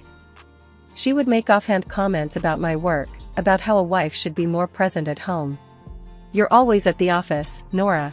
When do you have time to take care of your husband?" she would say. I tried to shrug it off, to keep the peace, but her words only deepened the growing rift between Daniel and me. It seemed no amount of success at work could compensate for what was slowly unraveling at home. The more I achieved, the more our marriage suffered. One evening, Daniel came home from work, his face set in a grim line. "Nora, I think it's best if you leave the company. We need to focus on our family, and it seems like your role there it's just causing too much tension." Leave the company? But why? I've been contributing so much. My voice was a mix of disbelief and anger. It's for the best. You can focus on the house, maybe start that garden you've always talked about? His tone was dismissive, as if he was deciding on something trivial, not my career. The next day, I found out he had let go of all our house staff, housekeepers, cooks, gardeners. It was all on me now. You wanted to be more involved at home, here's your chance, he said, almost coldly. I wasn't scared of housework, but the way this was thrown at me felt wrong. This wasn't the loving, caring man I married, this was someone else, someone very intolerant and controlling. His mother, staying with us at the time, seemed to relish the situation. It's good for a wife to focus on her home, she would say, smirking slightly whenever Daniel talked about my new role as a full-time housewife. As I adjusted to this unexpected turn in my life, I couldn't help but feel ashamed. Ashamed that I hadn't seen this coming, ashamed to admit to my father that maybe he was right about Daniel. When Daniel suggested a trip to Monte Carlo, to maybe light up what was left of our spark, I was hesitant but hopeful. That hope died quickly when his mother announced she'd join us.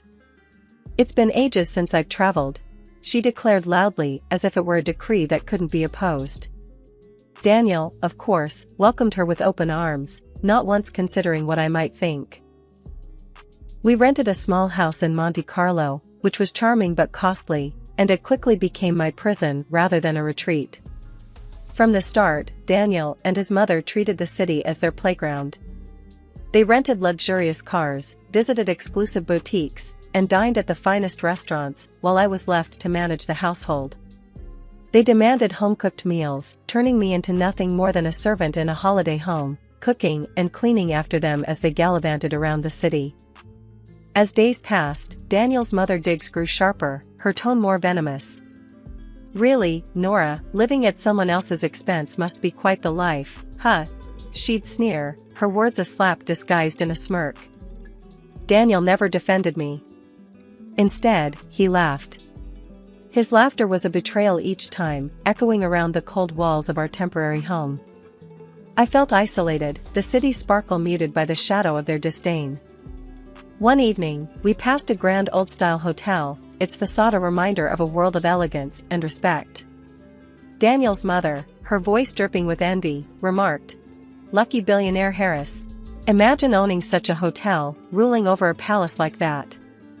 That night, at a restaurant overlooking the sea, the last vestige of my patience crumbled. As we sat down, she waved the waiter over with an imperious flick of her wrist. "For Nora, the cheapest dish will do. No need to spoil her with extravagances she doesn't deserve," she declared loudly enough for nearby tables to hear. Daniel's response was a chuckle, his agreement coming not just from his mouth, but from the dismissive flip of his hand. "Good call, Mom. Let's not go overboard." Humiliation washed over me like the waves crashing on the rocks below us. Rising from my chair, the clatter of my seat echoing my turmoil, I faced them both, my voice steady, louder than I intended. "I will not tolerate this any longer," I declared, my hands trembling, but my resolve firm. "I am divorcing you, Daniel." The cold air of Monte Carlo was nothing compared to the chill of betrayal as I walked away from the restaurant. Daniel and his mother, rather than coming to apologize, followed me out with insults. As I quickened my pace, my mother-in-law's voice rang out sharp and clear. "Just look at her, a beggar, unworthy of my son." My heart raced, but before I could get far, Daniel caught up and grabbed my purse from my shoulder, his fingers clenching it tightly. "This is my money, Nora. Go on, get out on all fours if you have to." His voice was laced with contempt as he yanked the purse away, leaving me stunned on the sidewalk. Beside him, his mother laughed cruelly, her eyes gleaming with malice. "Maybe now you'll learn to beg in Monte Carlo, since that's all you're good for." Their laughter echoed down the street as I stood there, walletless and alone. But as they hurled their final insults, fate stepped in. We were near that grand old hotel, the one Daniel's mother had earlier envied aloud, wishing she could own such a place. Pointing to the hotel, she sneered, "Maybe they'll let you in as a beggar." At that moment, the gates of the hotel opened, and a guard appeared. He saw me, recognition lighting up his face. "Miss Harris," he called out warmly, walking over with a respectful salute. The moment he said my name, the atmosphere shifted. Daniel and his mother paused, their expressions turning from satisfaction to confusion. The guard smiled broadly. "Your father told us you might come by. Please, this way. The best room is always reserved for you, as per Mr. Harris's instructions." Daniel's mother's face paled, her earlier words turning to ash in her mouth. "Harris? As in the billionaire Harris?" she stammered, her earlier bravado crumbling. Ignoring them both, I walked towards the guard, my posture straightening. "Thank you, Pierre," I said, my voice calm and collected. Inside, I felt a mix of relief and vindication. Behind me, Daniel's pleas began, his tone desperate. "Nora, please, I didn't mean." His mother, not to be outdone, shouted past her son. "Perhaps we could come in for a drink, at least?" I didn't look back. Entering the hotel, the doors closing behind me felt symbolic, shutting out the chaos of my old life. Pierre escorted me to the reception, where staff greeted me with the deference due to the daughter of their employer. The flight back to the United States was a long one, giving me plenty of time to ponder over my next steps. By the time I landed, my resolve had hardened like the city sidewalks, ready to be trodden upon, but unyielding to the pressure. The following day, I found myself in the office of a reputable lawyer, papers spread out before me like a battle map.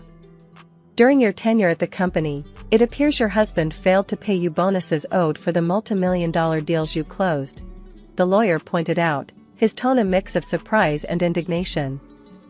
"That sounds about right," I sighed, my mind racing through the countless hours I'd poured into that company, the success I had driven. "We're suing for $3 million. The courtroom was cold and sterile, a stark contrast to the heated glares Daniel shot across the room. As he stood there, fumbling through his defense, the man I once loved looked nothing short of pathetic. When the verdict came, a resounding victory awarding me $3 million, Daniel's face crumpled. Outside the courthouse, he attempted one last plea. "Nora, everyone's laughing at me.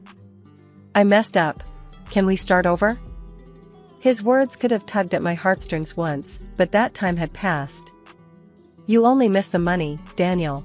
Maybe listen less to your mother next time," I said, the edge in my voice cutting through the crisp air.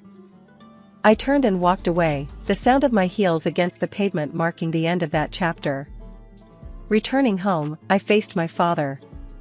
The air between us was thick with unspoken words until I broke the silence. "Dad, I should have listened to you." He wrapped me in a hug, his embrace warm and forgiving. "You had to learn on your own. Now you know, and knowing is half the battle." We talked late into the night, about life, mistakes, and new beginnings. His advice was a beacon as I navigated through my thoughts of the future. Inspired by our conversation, I began laying the groundwork for my next venture. My experience at Daniel's company had not only honed my skills, but ignited a passion for the industry I couldn't deny. I decided to open my own investment firm. With my expertise and the hefty settlement, I had the resources to start something meaningful, something mine. Weeks turned into months as I built my business from the ground up. The challenges were daunting, but every setback taught me a lesson, every success a confirmation that I was on the right path. Sitting in my new office, overlooking the bustling streets below, I realized how far I'd come. From a disillusioned wife in a loveless marriage to a competent business owner, the journey had been fraught with hurdles, but each one had made me stronger. Hi, my name is Emily Roberts, and I'm just your average 28-year-old woman from Chicago. Ever since I was a little kid, I've been obsessed with baking and cooking up delicious treats in the kitchen. It was like therapy for me, measuring, mixing, getting my hands dirty. Watching something go from a bunch of basic ingredients to a mouth-watering pastry or cake was pure magic. After high school, the obvious choice was attending culinary school to become a professional pastry chef. My parents didn't have much money, so I worked my butt off at a diner throughout those years, but it was worth it when I landed my dream job at Delilah's Bakery right after graduating. I started out at minimum wage, working insane hours, but I busted my ass and became one of Delilah's star bakers in just a couple years. It was during one of my bakery shifts that I met Tom Anderson, an account executive for a software company. He came in one morning looking tired as hell. "Mornin' darlin', the usual?" I chirped over the counter. Tom just grunted and slid a $20 across. "Surprise me with something good, sweetheart. Sales been kicking my ass this week." Since Tom looked like he needed a pick-me-up, I hooked him up with an extra-large banana bread loaf, my specialty. "On the house, hon, everyone needs a little treat now and then." The guy looked stunned.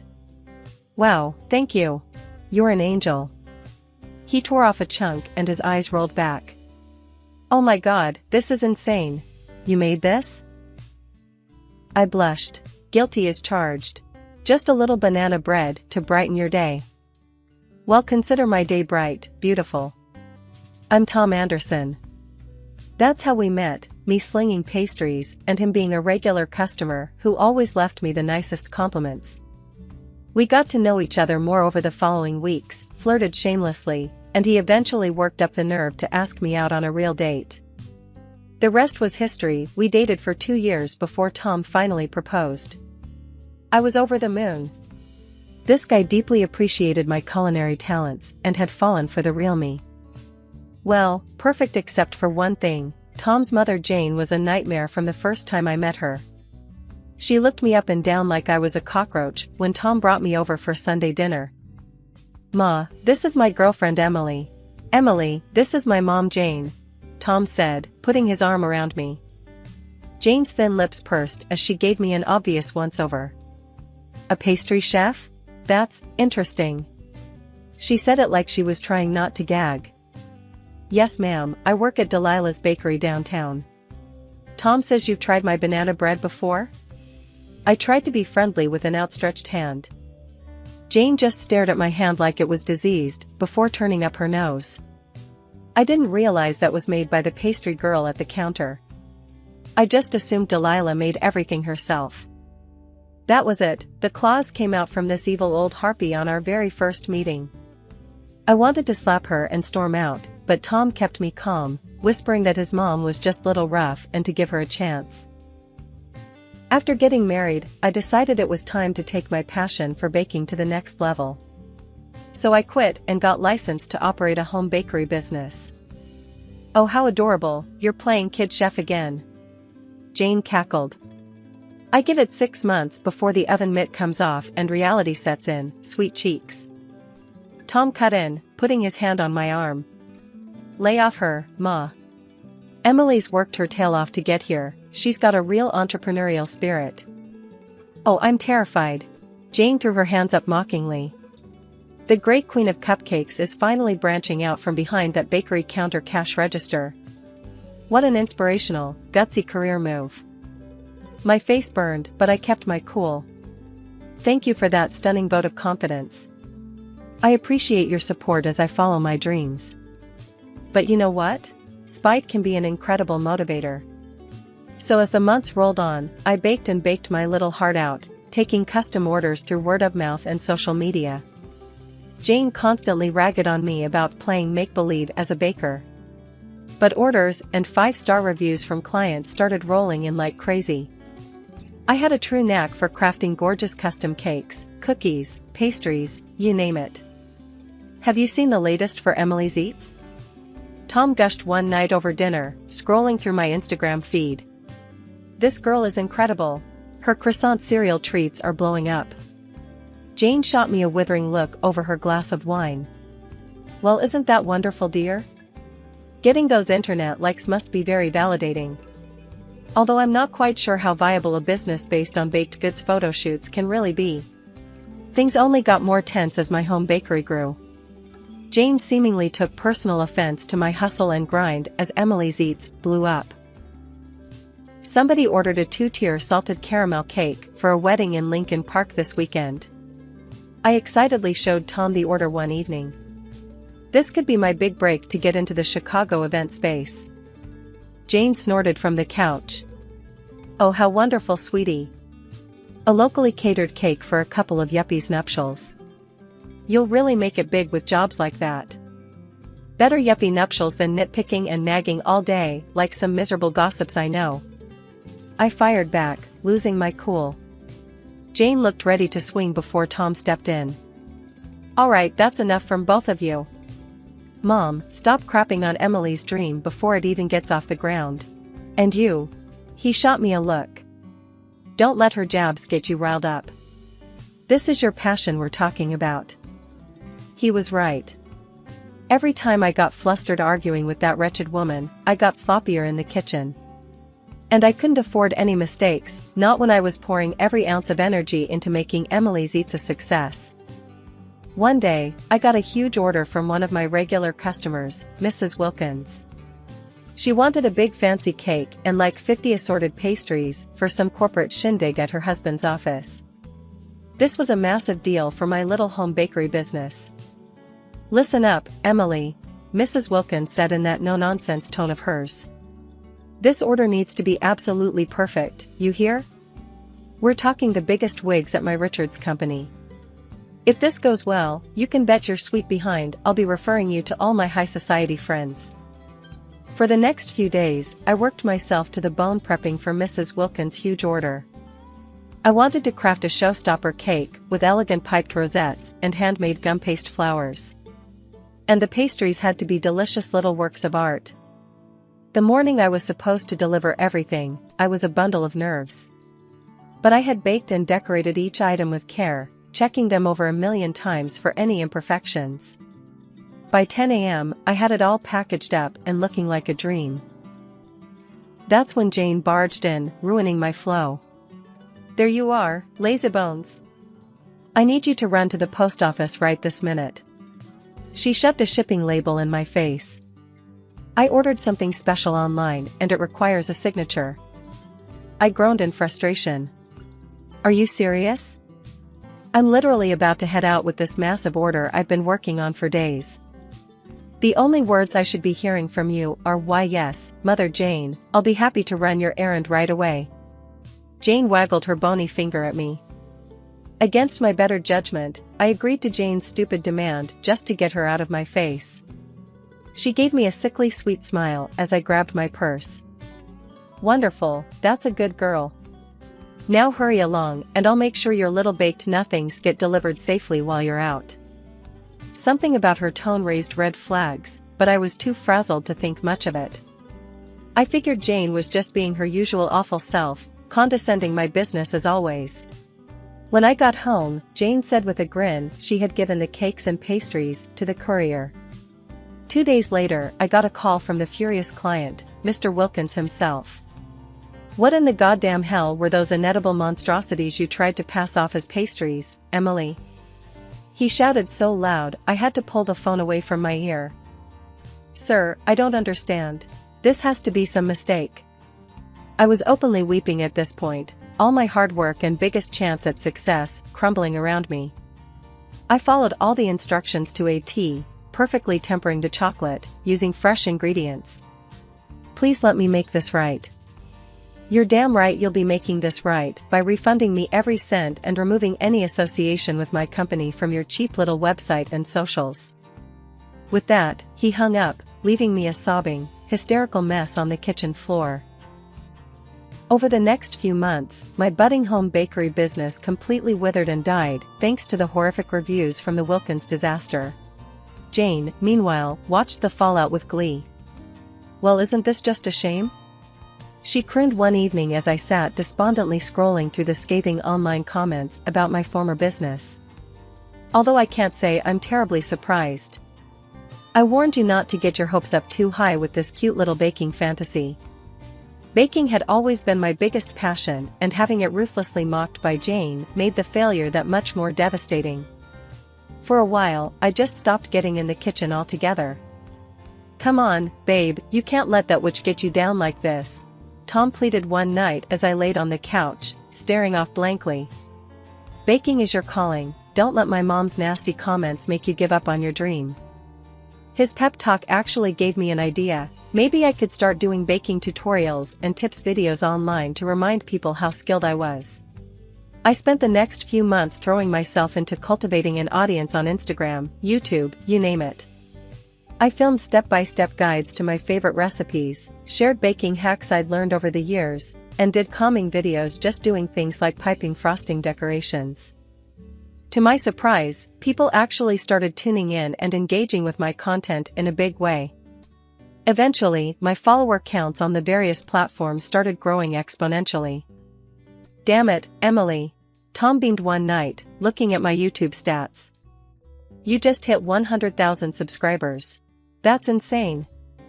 Just then, Jane came shuffling into the room, wrinkling her nose at Tom and I smiling over my laptop. "What's got you two grinning like idiots?" Jane snapped. "Don't tell me your baked goods cart finally made it onto the evening news." I rolled my eyes.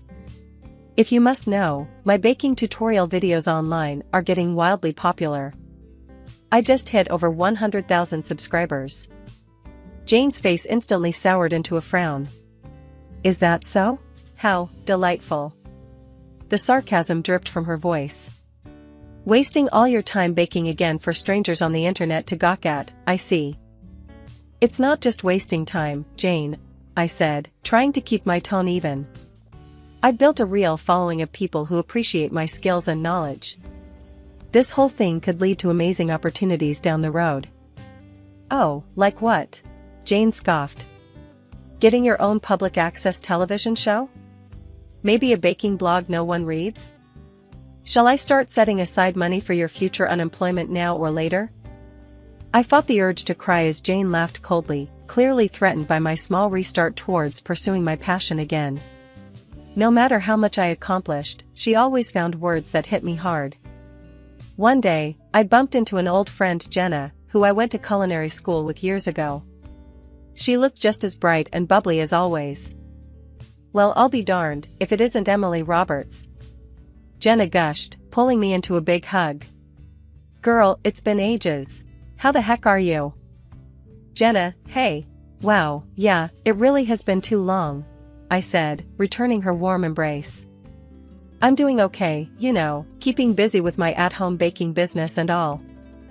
Jenna's eyes went wide with recognition. "No way, you're Emily's Eats? The baking blog with all those gorgeous dessert tutorials that's blown up lately?" I gave an embarrassed shrug. "Huh, yeah, that's me. I do love baking up a storm for my little online audience." Speaking of which, Jenna adopted a more pensive look. "Emily, you've got to come be a guest on my cooking show. We've got a slot open for a baking demo in next week's episode." I tried to mask my giddiness, shuffling my feet coyly. "Well gosh, if you really think making a cameo could help grow my brand, then I'd be honored." We exchanged contacts so Jenna's crew could send over the show deets. As I headed home, my head was still spinning at this shocking stroke of good luck. Me, baking live on TV? Could this opportunity get any more perfect to rehab my reputation after the Wilkins fiasco? When I filled Tom in over dinner, he matched my level of excitement. "Damn it, that's insane. My girl, baking it up on live TV, talk about the ultimate comeback." I swatted him playfully. "Oh stop, I'm sure it won't be that big a deal.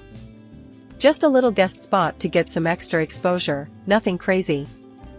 But of course, Jane had to come sweeping in with her signature negativity to burst my bubble. "What's all this nonsense I hear about you being on the television, baking like a circus monkey for housewives to gawk at?" I rolled my eyes. "Jane, must you always diminish everything positive in my life? This is a huge opportunity for great exposure for my home baking business." Jane simply tittered mockingly before turning businesslike. Yes, that's all well and good. Now about getting me and Tom audience tickets." My eyes boggled. "I'm sorry, what? You want tickets to come watch the taping?" "Well, of course," Jane said in a tone like she was explaining something to a small child. "I've been dying for a chance to appear on television myself for ages, even if just as an extra in the crowd. After some browbeating, I eventually gave in to Jane's insufferable demands and called up Jenna to ask for a couple of audience passes, figuring it would be easier than dealing with the old hag's tantrum over being denied. "Thanks so much for this. My whole crew is stoked to have you," Jenna gushed when I arrived at the studio the day of taping. She ushered me over to the kitchen set area, where high-definition cameras were set up around the blazing hot lights of the instructional cooking station. "When we go live in 3 hours, you'll be baking up your famous salted caramel apple pie and a platter of those drool-worthy lemon cupcakes you always post." While I got glammed up for my big television debut, Jane and Tom got seated in the front row of the studio audience per Jane's insistent demands. Part of me was relieved to have their familiar faces there to lean on. The other part knew Jane would find some way to undermine or sabotage me yet again out of her usual jealousy and resentment. After that, I headed into the kitchen area to do some practice runs for my baking demo. I wanted to get the motions and plating down perfectly before going live.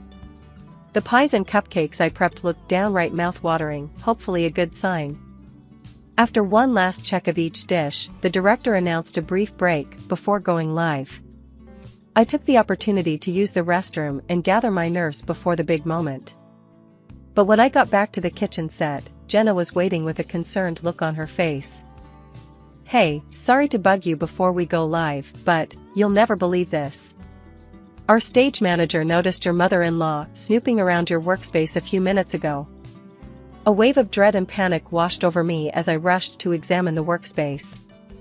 Jenna was right, some of my prepped ingredients had clearly been moved around. I couldn't believe Jane would stoop this low, sabotaging my big television debut by deliberately replacing my ingredients.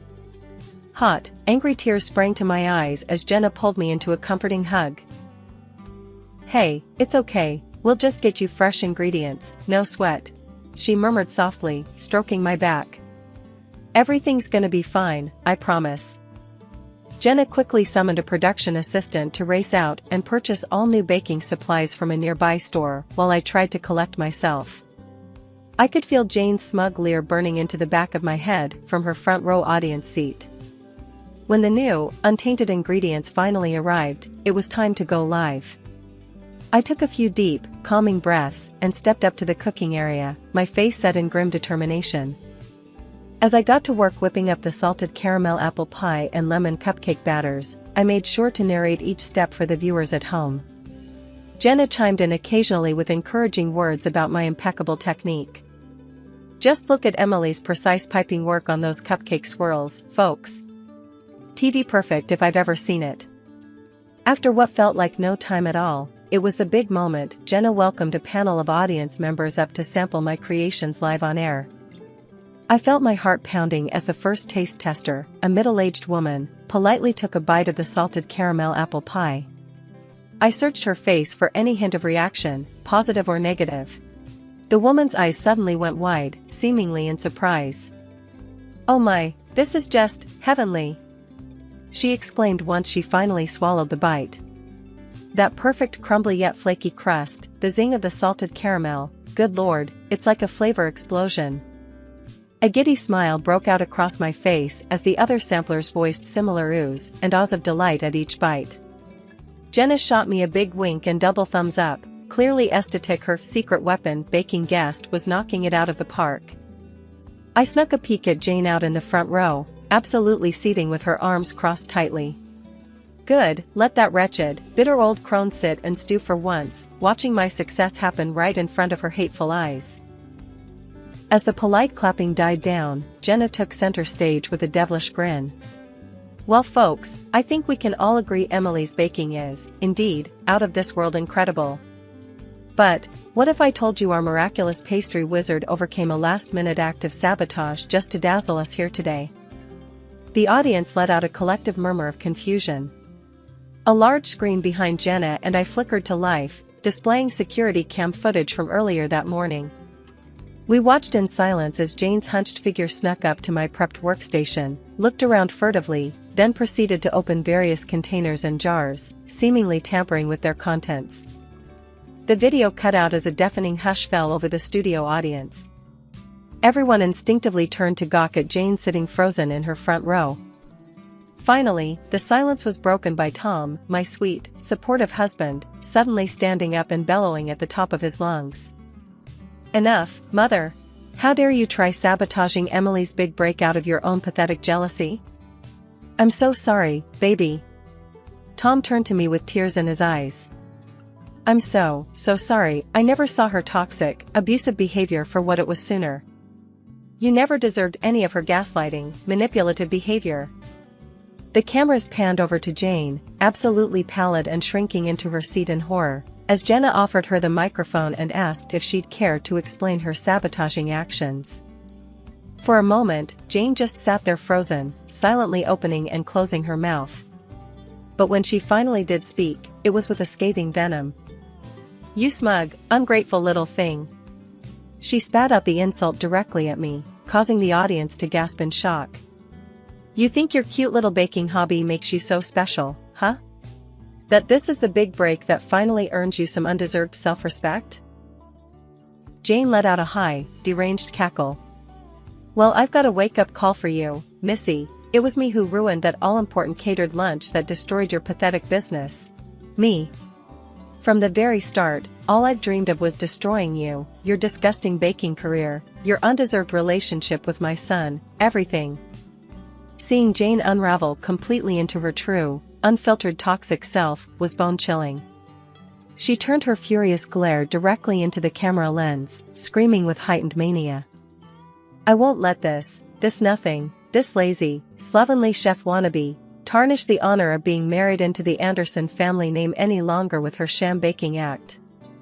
You hear me, Emily? I'll destroy you if it's the last thing I dash." Suddenly, Jane's hate-filled tirade was cut short by a loud thud, as Tom had charged from his seat and full-on knocked the microphone out of her hands, leaving the audiences shrieking in shock. Thereafter, Tom pulled me into a loving embrace as the audience roared their approval. I buried my face in his chest, alternating between sobs of joy and disbelief at how everything had unfolded. That TV appearance was a total game-changer for my life and career. Turns out, people just can't get enough of baking drama mixed with unhinged family meltdowns. Jenna's baking show scored its highest ratings ever from all the insanity that went down. TV bloggers and reviewers raved about what an unscripted television milestone it was. Clips from the episode, particularly Jane's deranged rant where she admitted sabotaging me, went viral almost instantly. Overnight, I became known as the long-suffering baking blogger who finally stood up to her evil mother-in-law from hell. It was honestly overwhelming, my little online baking tips channel getting that much mainstream exposure. Dude, this is nuts. I've already gained like 200,000 new YouTube subscribers just from that TV fiasco. I showed Tom the numbers a few days later, still in disbelief. Brands started hitting me up about sponsorship opportunities. Television talent scouts DM'd about potentially hosting my own show someday. It was a wildly surreal experience being lifted up in the aftermath of what had been one of the most traumatizing, horrific days of my life. Is this really happening? I marveled aloud while reading a lucrative sponsorship offer out loud to Tom one night over glasses of celebratory wine. Am I actually a full-on celebrity baker now? Tom grinned and clinked my glass. You're damn right, baby. And you earned every ounce of it with your crazy talent and mental toughness to endure all this from you-know-who for so long. I felt myself blush at the high praise. Looking back, maybe all that torment had been a blessing in disguise. The thing that truly compelled me to hone my craft with laser focus, while simultaneously developing the thick skin needed to endure hurtful critics and naysayers. Jane had been the ultimate naysayer, and I had still managed to make my baking dream a success in spite of her. As for Jane herself, let's just say between the public humiliation of having her abusive behavior exposed so rawly, and Tom completely cutting her out of our lives, she ended up retreating back to whatever sad little hell dimension she crawled out of.